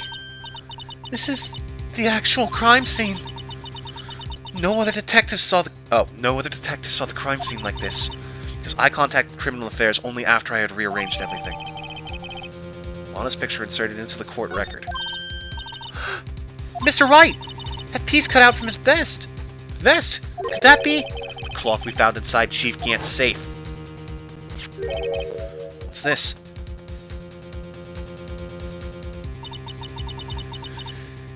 Yeah, we saw this yesterday. That's where we found your fingerprints. That cloth! It had fingerprints on it! Whoever fingerprints those are must be the real murderer. What? Those fingerprints, they're yours, Emma. Why are your lips turning all purple, Mr. Wright? Anyway, let's get on with the cross-examination. So long as you tell the truth, we should be able to flush out the real murderer. Very well. The defense may now begin its cross-examination.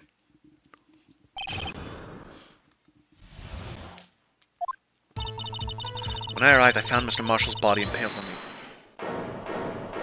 What? Oh, shit! Come now, Archie. This is the poorest excuse for a trial I've ever seen. Chief Gant. What, now you want to make me out as the bad guy too? If so, I'd like to put in a word or two in my defense. I'm afraid it's too late for that. What? You already declined to testify. That means you forfeited your right to make statements of any sort. This must be that risk we were talking about earlier. Just sit back, relax, and enjoy the sound of the noose tightening around your own neck. Jesus, Edgeworth!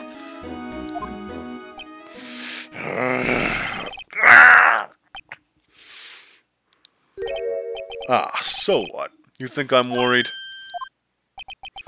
Sorry to disappoint you, but I don't need to make any statements. What do you mean? The evidence will do all the talking for me. Even if I can't testify, I can still present evidence.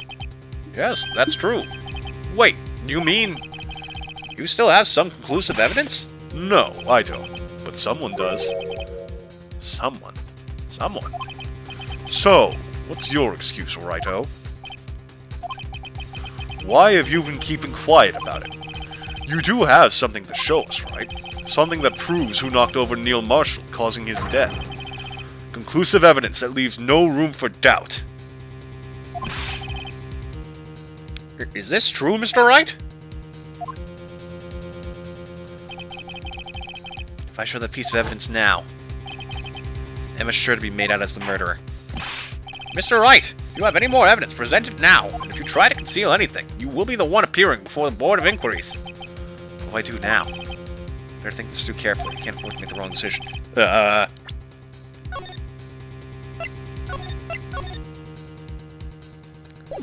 I don't know what to do here. One that shows who really killed Prosecutor Marshall. Cannot show evidence. I get it. First rule of evidence law, no evidence shall be shown without the approval of the police department. Rule number 2, unregistered evidence presented must be relevant to the case on trial. This evidence is unregistered until now. It hasn't been proven... Actually, they still haven't said that it has anything to do with the case yet. So we're not allowed to present it until he directly addresses it. Your Honor, I don't have any evidence I can present at this point in time. Let's go, Phoenix! What? You lie! Chief Gant! You opened my safe. I know you took what was inside. The conclusive evidence. I don't know what you're talking about. Mr. Wright, why don't you show them? We found it together. Oh, I see. It's because you know the truth, don't you? You know whose fingerprints are on it. That's why you won't present it. What are you talking about, Chief Gant? Can't you figure it out? Take a good look at this picture.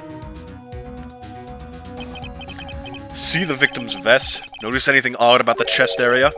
It looks like part of it's been cut out for some reason. You mean you had this in your safe? What? That means you, the chief of police, have been concealing evidence. This is going to be the biggest scandal in the history of the police department. Impressive. To be honest, I didn't think you had the gall, Righto. Well, I can't just let you pin me up as the murderer. I'll tell you what really happened. What? You mean you admit to it? We're trying to catch him on technicalities at the moment. I was the first person to arrive at the crime scene that day. It then occurred to me that I could use the situation to control Lana. So you really were manipulating her? I knew Lana. I made it look like the blame lay with her sister. But when she saw the scene, she would ask me for my aid. Thought he couldn't testify. Not about the same thing. This is less a testimony and more a confession.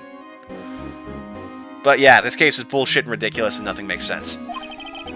So you assisted Miss Skye? I told her to arrange all the evidence. I had her plant the knife tip in the victim's body and move the body across the room. And I ended up using that evidence to get Joe Dark convicted. When I tampered with the crime scene, I hid 2 pieces of evidence. This was before Lana arrived at the scene, mind you. 2 pieces of evidence? You mean those items in your safe? But why? For insurance, of course. Insurance? I was sure my plan would work, but it's always best to be prepared for the worst. I wasn't about to let anyone blame me for a murder that girl committed. You mean you were calculating that far ahead while forging the evidence? What do you take me for, a fool? I didn't make police chief by dumb luck. See this jaw fragment? I hid the most legible part of Emma's name. I didn't expect Lana to go and wipe the blood off all the pieces. But if you fabricated all the evidence, what's to say you didn't fabricate the message on this jaw too? Oh. Some people just don't know when to quit, do they? That's why I kept one more item for insurance. You mean that piece of cloth? Come on, Righto, cough it up already. I know you have it. What are you waiting for, Mr. Wright? So you admit to it then, Chief Gant? Here we go. We're catching him in his own bullshit. That you were hiding the cloth you cut off the victim's vest in your safe? Yes, I admit it. I didn't want to have to do that, being chief and all, but it's a lot better than being portrayed as a murderer. Well, Mr. Wright, what do you have to say for yourself? Just a moment ago, you said you didn't have any evidence that you could present. Foolish move, Righto. You should have shown it then, before it was too late. It's been a long battle. But the moment of truth has finally arrived. Here we go. As long as I don't mess up here, victory is mine.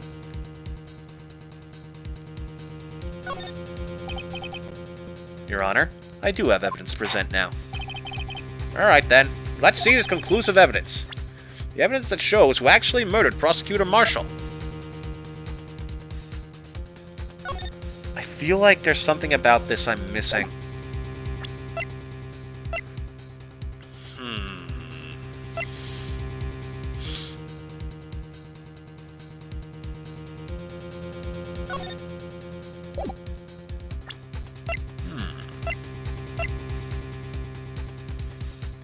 As it had been proved by the police to show, Chief Gant himself has now said that this evidence exists and what it means. I think that means it now counts. Here we go. Let me verify this once more. On the day of the crime, you personally cut out the piece of the victim's vest. Now we've proven its connection. Oh, yes. At last you finally brought it out into the open. There's a handprint on this piece of cloth. Your Honor, the prosecution requests that be immediately sent to the lab for analysis.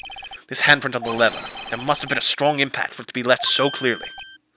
You mean it could not have been forged? It must be authentic, conclusive evidence. You're as slow on the uptake as ever, Worthy. What? Think about it. Righto had all this time to present this evidence, yet he was reluctant to do so. Why would that be? mean you already know. You know whose fingerprints are on that. Mr. Wright, do you really know? Whoever the fingerprints belong to must be the real murderer. Whose fingerprints are they? Very well. I'll tell you. It should be okay now. Everything's proceeding as predicted. The person whom these fingerprints belong to is Emma. Emma? Emma Skye! What? They're mine? I'm sorry, Emma. But why? Why didn't you tell me? Whoa, you're really something, Righto. You knew this girl did it all along, and you still tried to pin the murder on me. So it's true. Tragic, but true. This girl really did shove Prosecutor Marshall to his death. How could you? You monster! Miss Skye, You knew whose fingerprints those were all along, yet you acted like she really didn't. Miss Skye, it's not over yet. What? I said this trial isn't over yet. I'm afraid it is over, boy. Not only this trial, but your career, too. You purposely concealed this conclusive evidence. That, my friend, is a serious offense. I'm looking forward to pressing charges after the defendant is convicted. I'll have your badge, boy. What's the matter? Cat got your tongue? Or you're going to tell us how it feels? How it feels to be the one who single-handedly turned a poor little girl into a murderer. Before I do that, there's just one little thing I have to clear up. Oh? And what's that? Who really killed Prosecutor Neil Marshall? What? Chief Gant, you are absolutely right. This piece of cloth proves who the real murderer is. Who killed Neil Marshall, you ask? It was Emma Skye, wasn't it? I'm afraid that's not possible. You see, this piece of cloth contains a critical contradiction. What? A contradiction? What is this fool babbling about? I'm talking about a contradiction, one that proves who the real killer is. Mr. Wright, this piece of cloth, what could it possibly contradict? Chief Gant, your tyrannical reign ends here. Behold, the piece of evidence that contradicts this cloth.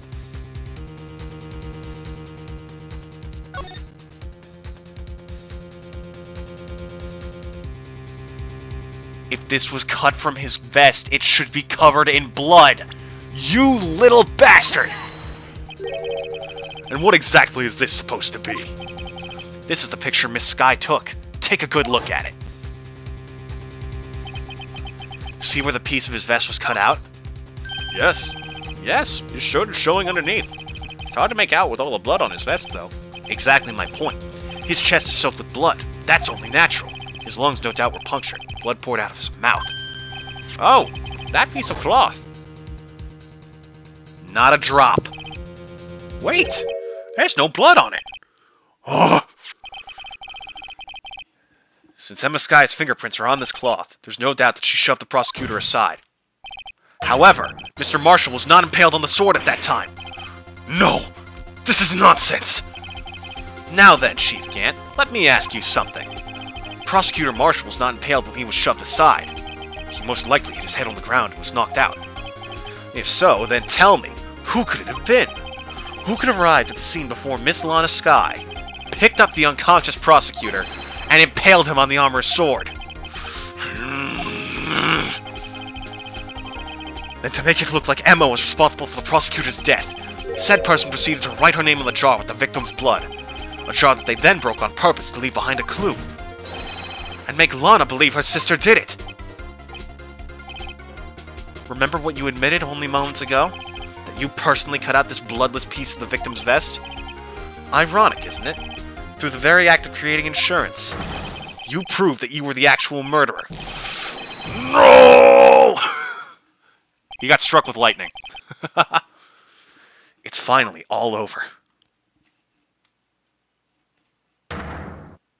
Objection.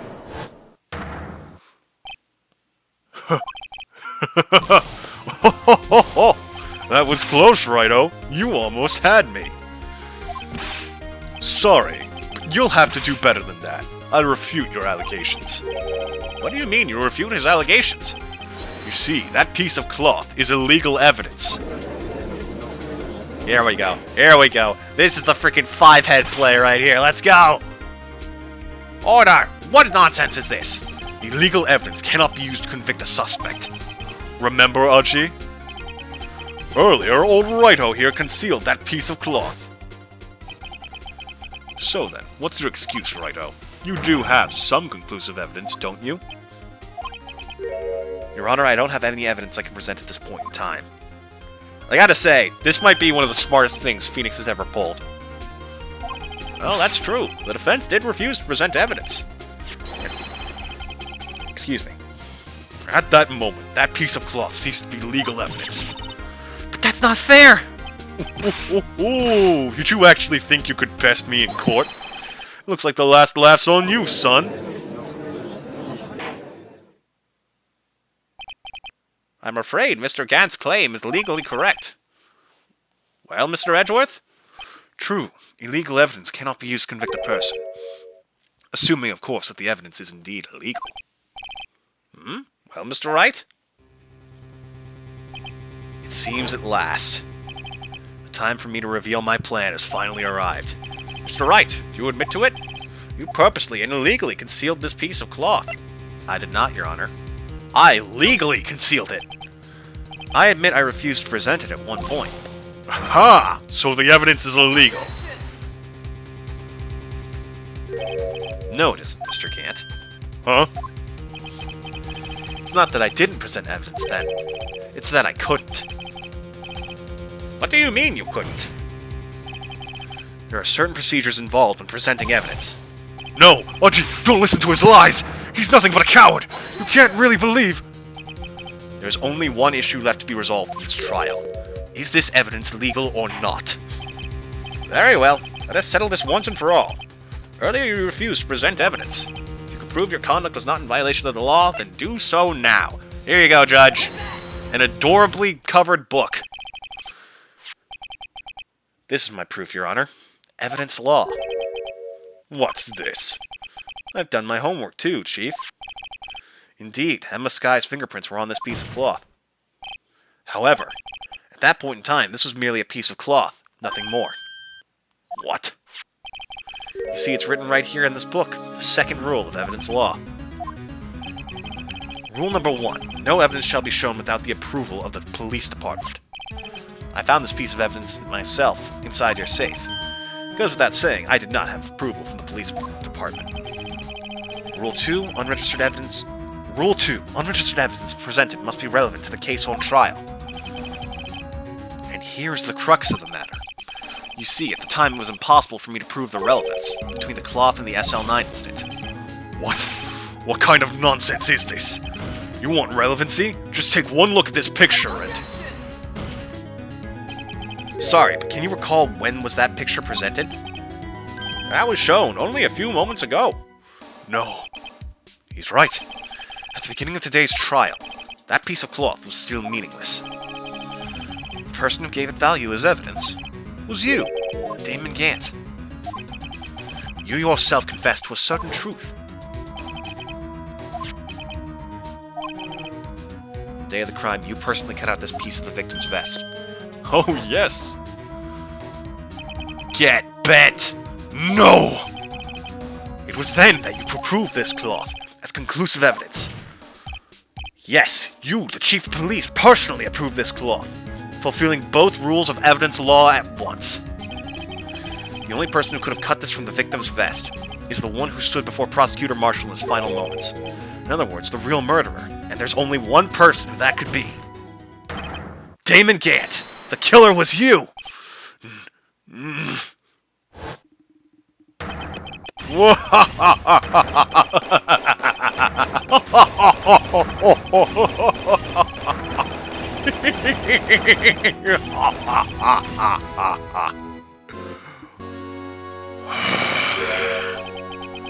I knew I should have gotten rid of him. That good-for-nothing disgusting scum. For 2 years, he's been snooping around the department trying to get something on me.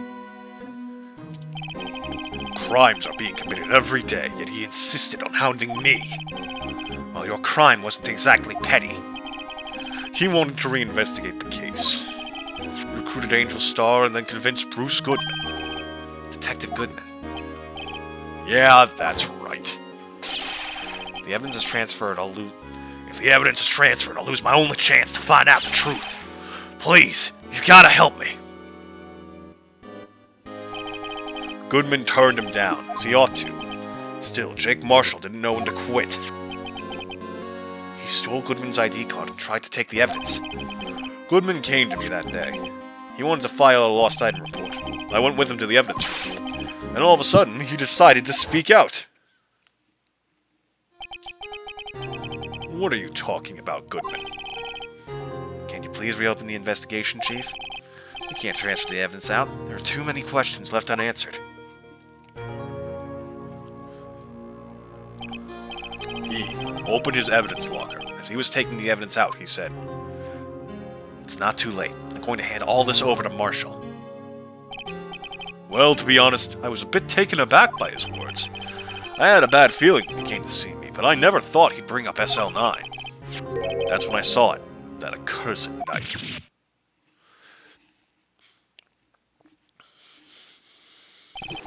I couldn't just pull it out. Doing so would have only led to more blood, making it near impossible to hide your crime. Even so, the blood was just pouring out. I didn't know who might stumble in, so I hurried to wipe it up. I was worried so much about the floor, I didn't realize my fatal mistake. The bloody handprint on Detective Gumshoe's locker. I used to be known as the crime computer. Everyone has to start somewhere, I guess. I was too nervous. I had no business doing any of it. Then you put the body in my car. I'm sorry, I couldn't think of any other way to move the body. I broke your trunk, but what's the big deal? You make a lot more than us detectives ever will. Leaving the prosecution's car aside, how? How could you get Miss Sky involved in all of this? Well, she had as much to lose as I did if the truth came out. So you took the evidence from Detective Goodman's locker. I felt bad for having to do it. I also didn't have the time to pick and choose what to take. So you left the jar fragments in the glove. Yeah. Looks like I was better off being an investigator of crimes than a committer.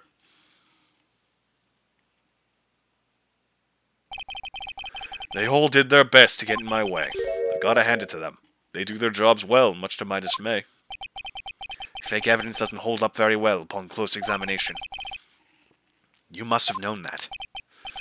Tell me, Worthy, why do you stand in court? Me? You despise criminals. I can feel it. You and me, we're the same. One day you'll understand. Oh, believe me, you will. You're just one man. You'll see what it really takes to bring them down once you try to go it alone.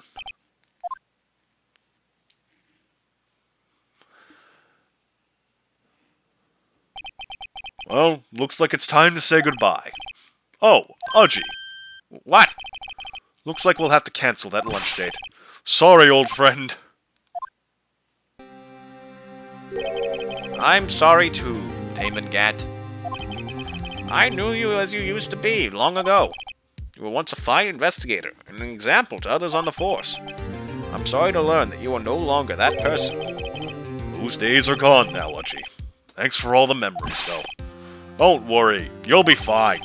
Now you have Wright here, and Worthy.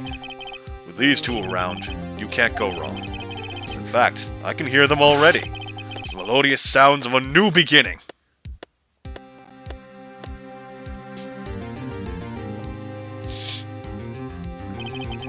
There are two things I want you to understand. Yes? First, your sister never hurt anyone. Second, Damon Gant betrayed you from the beginning. You see, Miss Sky, you no longer have any reason to keep silent. You're right.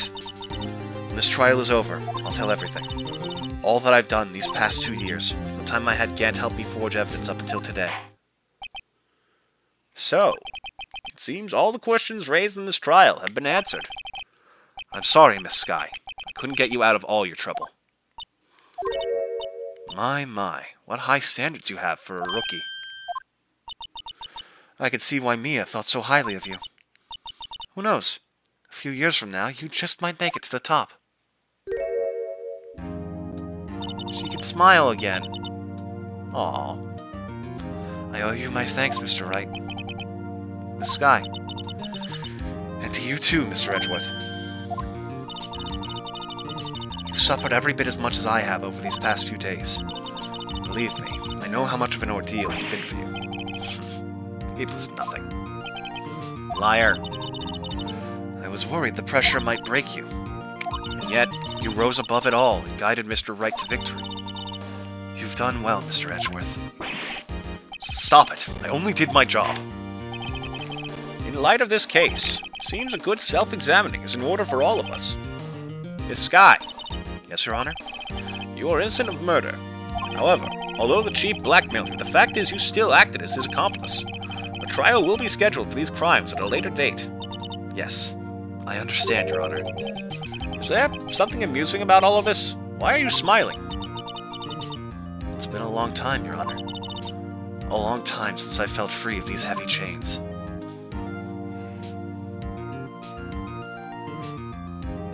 Bless her heart. Well, this trial has gone on far too long already. Regarding the charge of murder, this court finds the defendant, Miss Lana Sky, not guilty.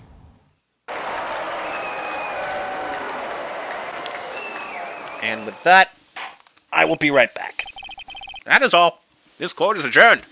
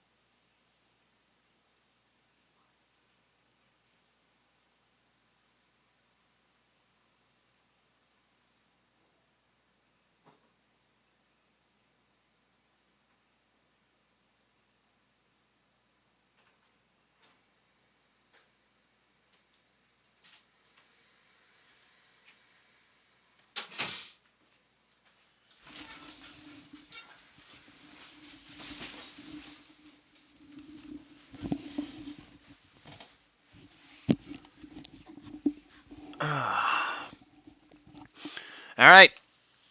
Credits roll. More or less. February 25th, 5:03 p.m. District Court Defendant Lobby Number 2.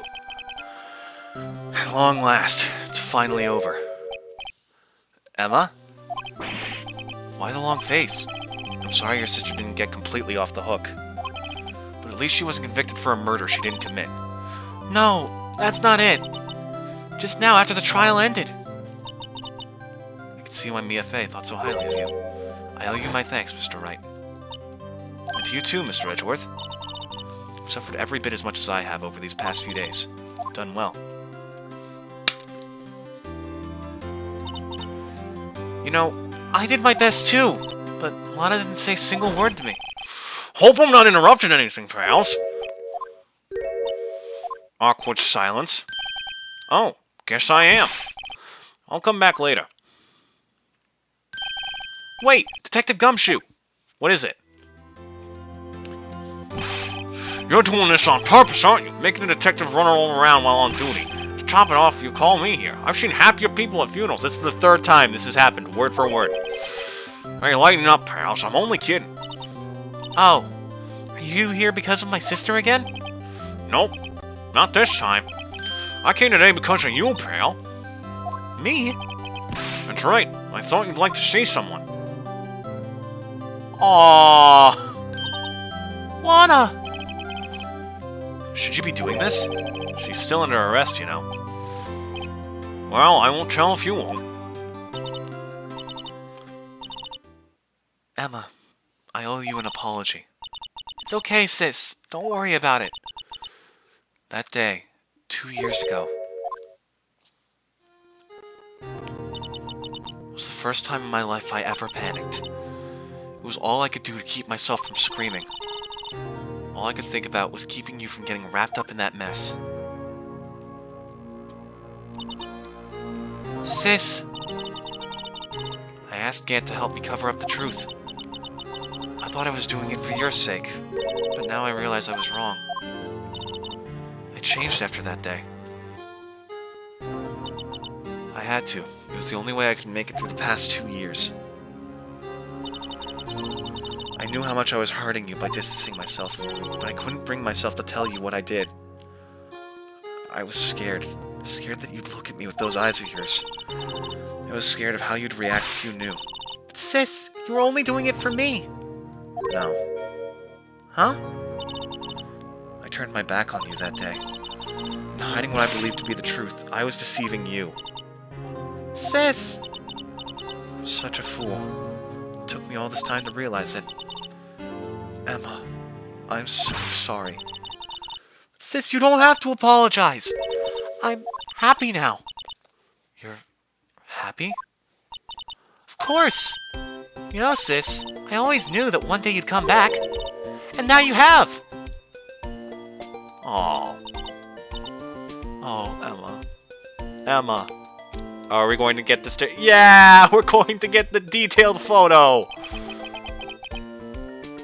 No one can change the past. The only thing we can do is strive to make up for our mistakes. Why must we make up for our mistakes, you ask?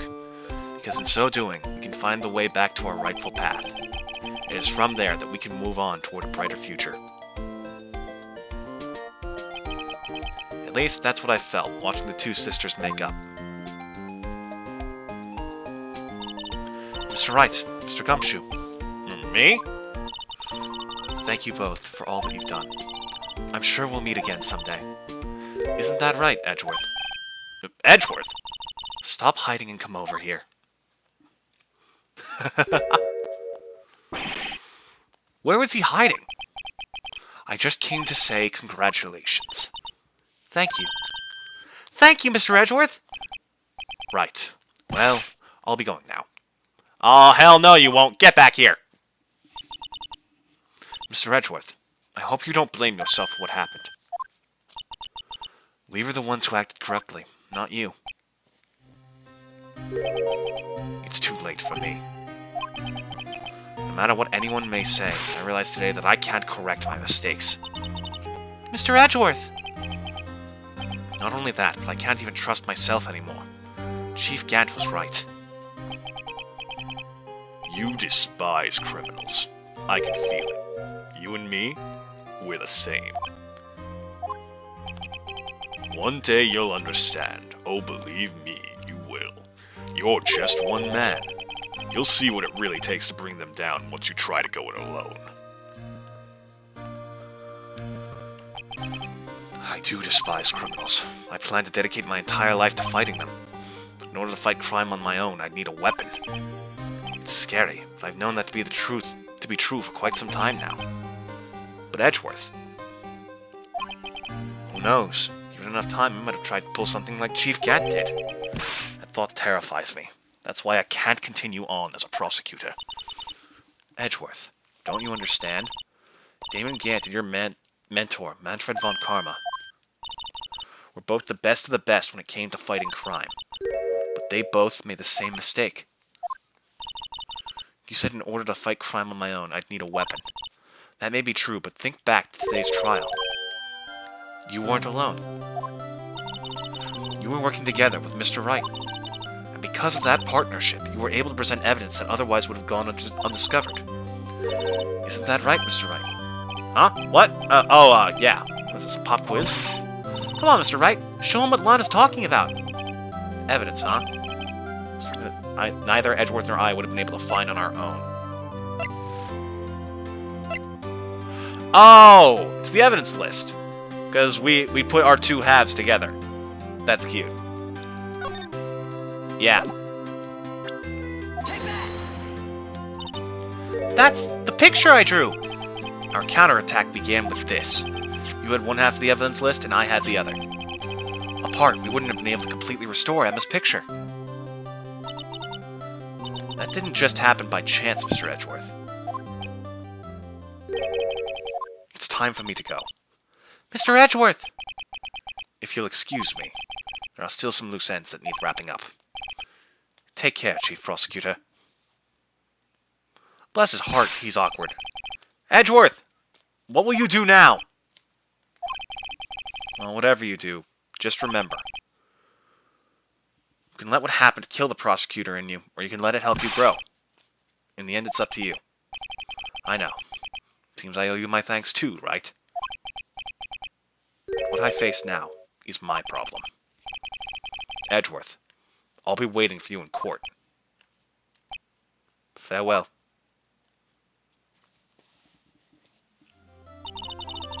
I'd better be going too. Okay. But I'll be by to visit soon. Seems we both have a lot to learn and catching up to do. Here, this is a little something for you. Scientific investigation. Where does she get these books? Look at that little duck. Look at him. His magnifying glass is as big as his head. Here, this is a little something for you. Scientific investigation. It's the first book I ever bought. Study it well. Thanks, sis. I will. She has a wonderful smile. That's very sweet. And so, another case came to a close. As for the sisters, I have faith. Faith that their lives have only just begun. Yeah, she's only like 26 or something. She's got a long life ahead of her. And as for me, I think it's time I started on a new journey of my own. A journey to rediscover myself. No, Edgeworth, come back! Well, don't go trekking off just yet, pal. Huh? What is it, detective? It's just a little matter to be resolved about the chief prosecutor. You see, she isn't supposed to be out of jail like this. But I thought you said it was okay. Yeah, well, maybe okay with me, but the folks at the prison are a different story. Huh? Basically, I had to bribe a guard in order to sneak her out for 30 minutes. Believe me, it wasn't cheap either. Huh? Way to go, detective! I didn't know you had a wild side. Yeah, well, you see, Mr. Wright here is the one who will be footing the bill. Huh? Huh? What, you think I can afford it with my salary? You gotta be kidding me, pal. Huh? Huh? Thank you, Mr. Wright. You're the best. Why is it I suddenly feel like I want to scream? Hey, I got an idea. Why don't we all go pay it off together? Yeah, that's a great idea. Come on, guys, let's go. Ah, oh, poor Phoenix. And that's it! That's the end of Ace Attorney 1. Oh, right, they all have dialogue. I arranged for a friend of mine in Europe to take care of Emma. I hope she'll be pleased to study under a top coroner. As for me, this affair has pretty much ended my days at the prosecutor's office. Still, I'll manage to find my way back to the field somehow. Then I'll be able to investigate crimes together with Emma. I hope so. Yeah, this case was nonsense, but the writing was solid. Very satisfying the way you have to, like, turn things against Gant. Oh, yikes! I thought I was a goner for a moment there. I ran out of brains. Thankfully, though, they overlooked my unauthorized investigation of the chief's office. If we penalized you anymore, it'd be worse than firing you. Yep, that's what they said. It just goes to show, you can't shake me off that easily.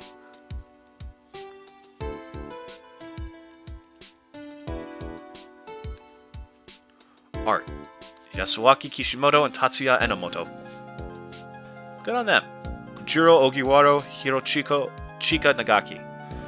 One of those people was responsible for every single one of Miss Star's lunchboxes. It's me, Officer Meekins! My new mission is to guard the main entrance and take care of Billy! Can you believe it? I've been demoted to a security guard! My partner's keeping an eye on the entrance for me today. I'll show him, though. Someday I'm going to make detective. Yes, sir! Then I can be just like that Dick Gumshoe! You may want to aim higher, Meekins.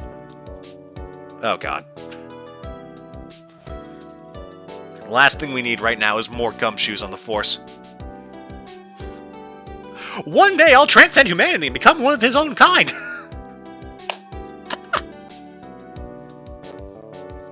That's funny. Oh, God, it's you.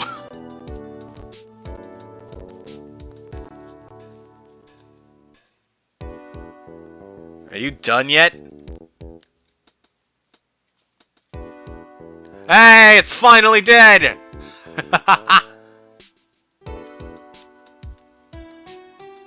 Programming, Fumiaki Sato.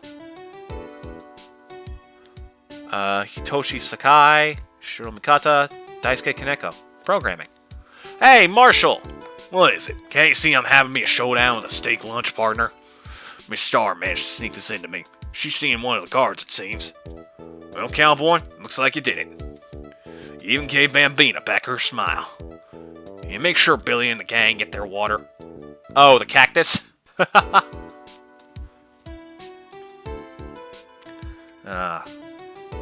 Soundtrack was pretty good. I liked a lot of the characters' themes in this.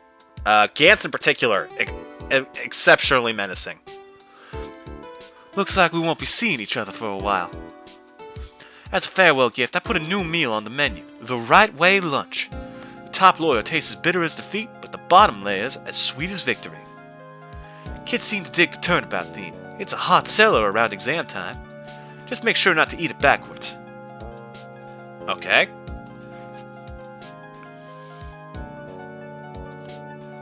Localization by Ben Judd.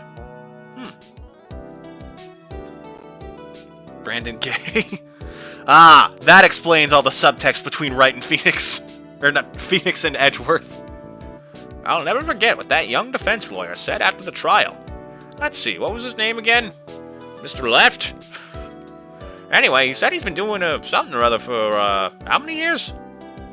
Well, anyway, I've got another trial to get to, so I'd better be... Huh? Oh no, I forgot my gavel. Sorry, gotta go. God, the judge is senile. Will he ever retire? I hope so.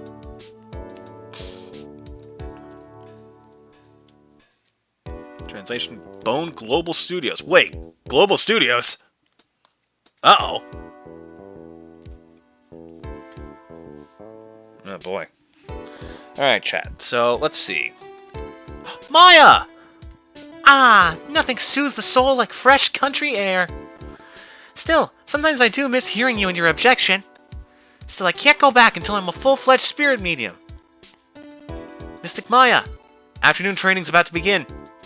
Coming! Well, see you around, Nick. Aw. Good to see her.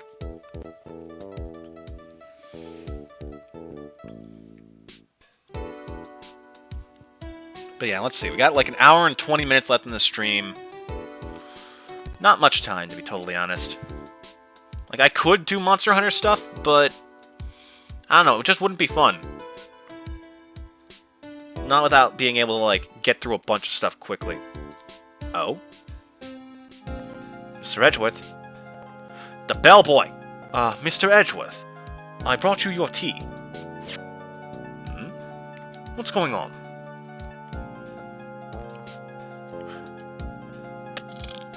I believe that leads into the second game where Edgeworth is, just sort of vanishes. I do love Ace Attorney. God damn, this game is stupid sometimes, though. Thanks for coming to see me off. I can't believe I'm going to Europe. Thank you, Mr. Wright. Thank you so much for everything. I'm a little sad, but I'll be alright.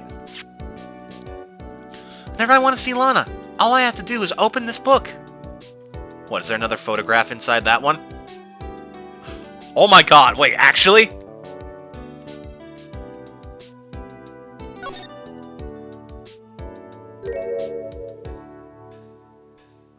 Aww!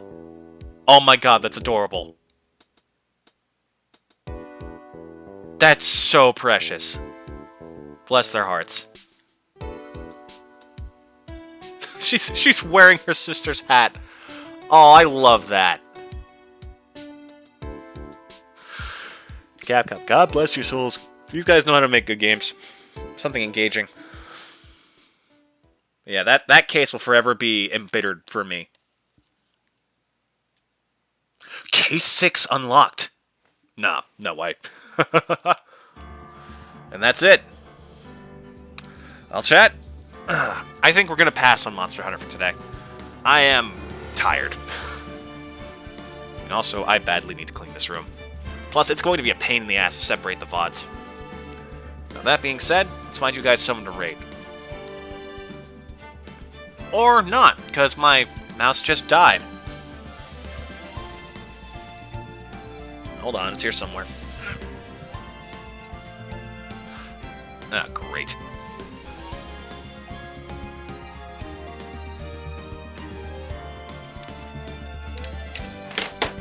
Holy shit. Uh-oh. Okay, should be fine, I hope. Don't mind the chaos of background noise happening. I use the same controller to charge my mouse as I do to charge my PlayStation controller. And I was practicing the Valkyrie Queen fight yesterday. Which, by the way, we do finally... I can't remember if I mentioned this before, but we finally have a certain date for when we're ending that. We are finishing God of War Ragnarok on Christmas Day. Ah, there's the mouse. Yeah, that... I'm finally, like, confident enough in being able to beat that fight that I should be able to do it on stream. And it will probably take hours.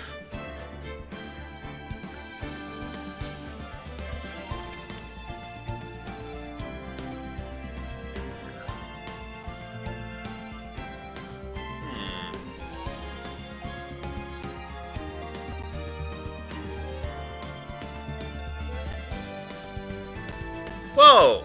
Someone else is doing the same case as us. The Land of Skyanite. Alright.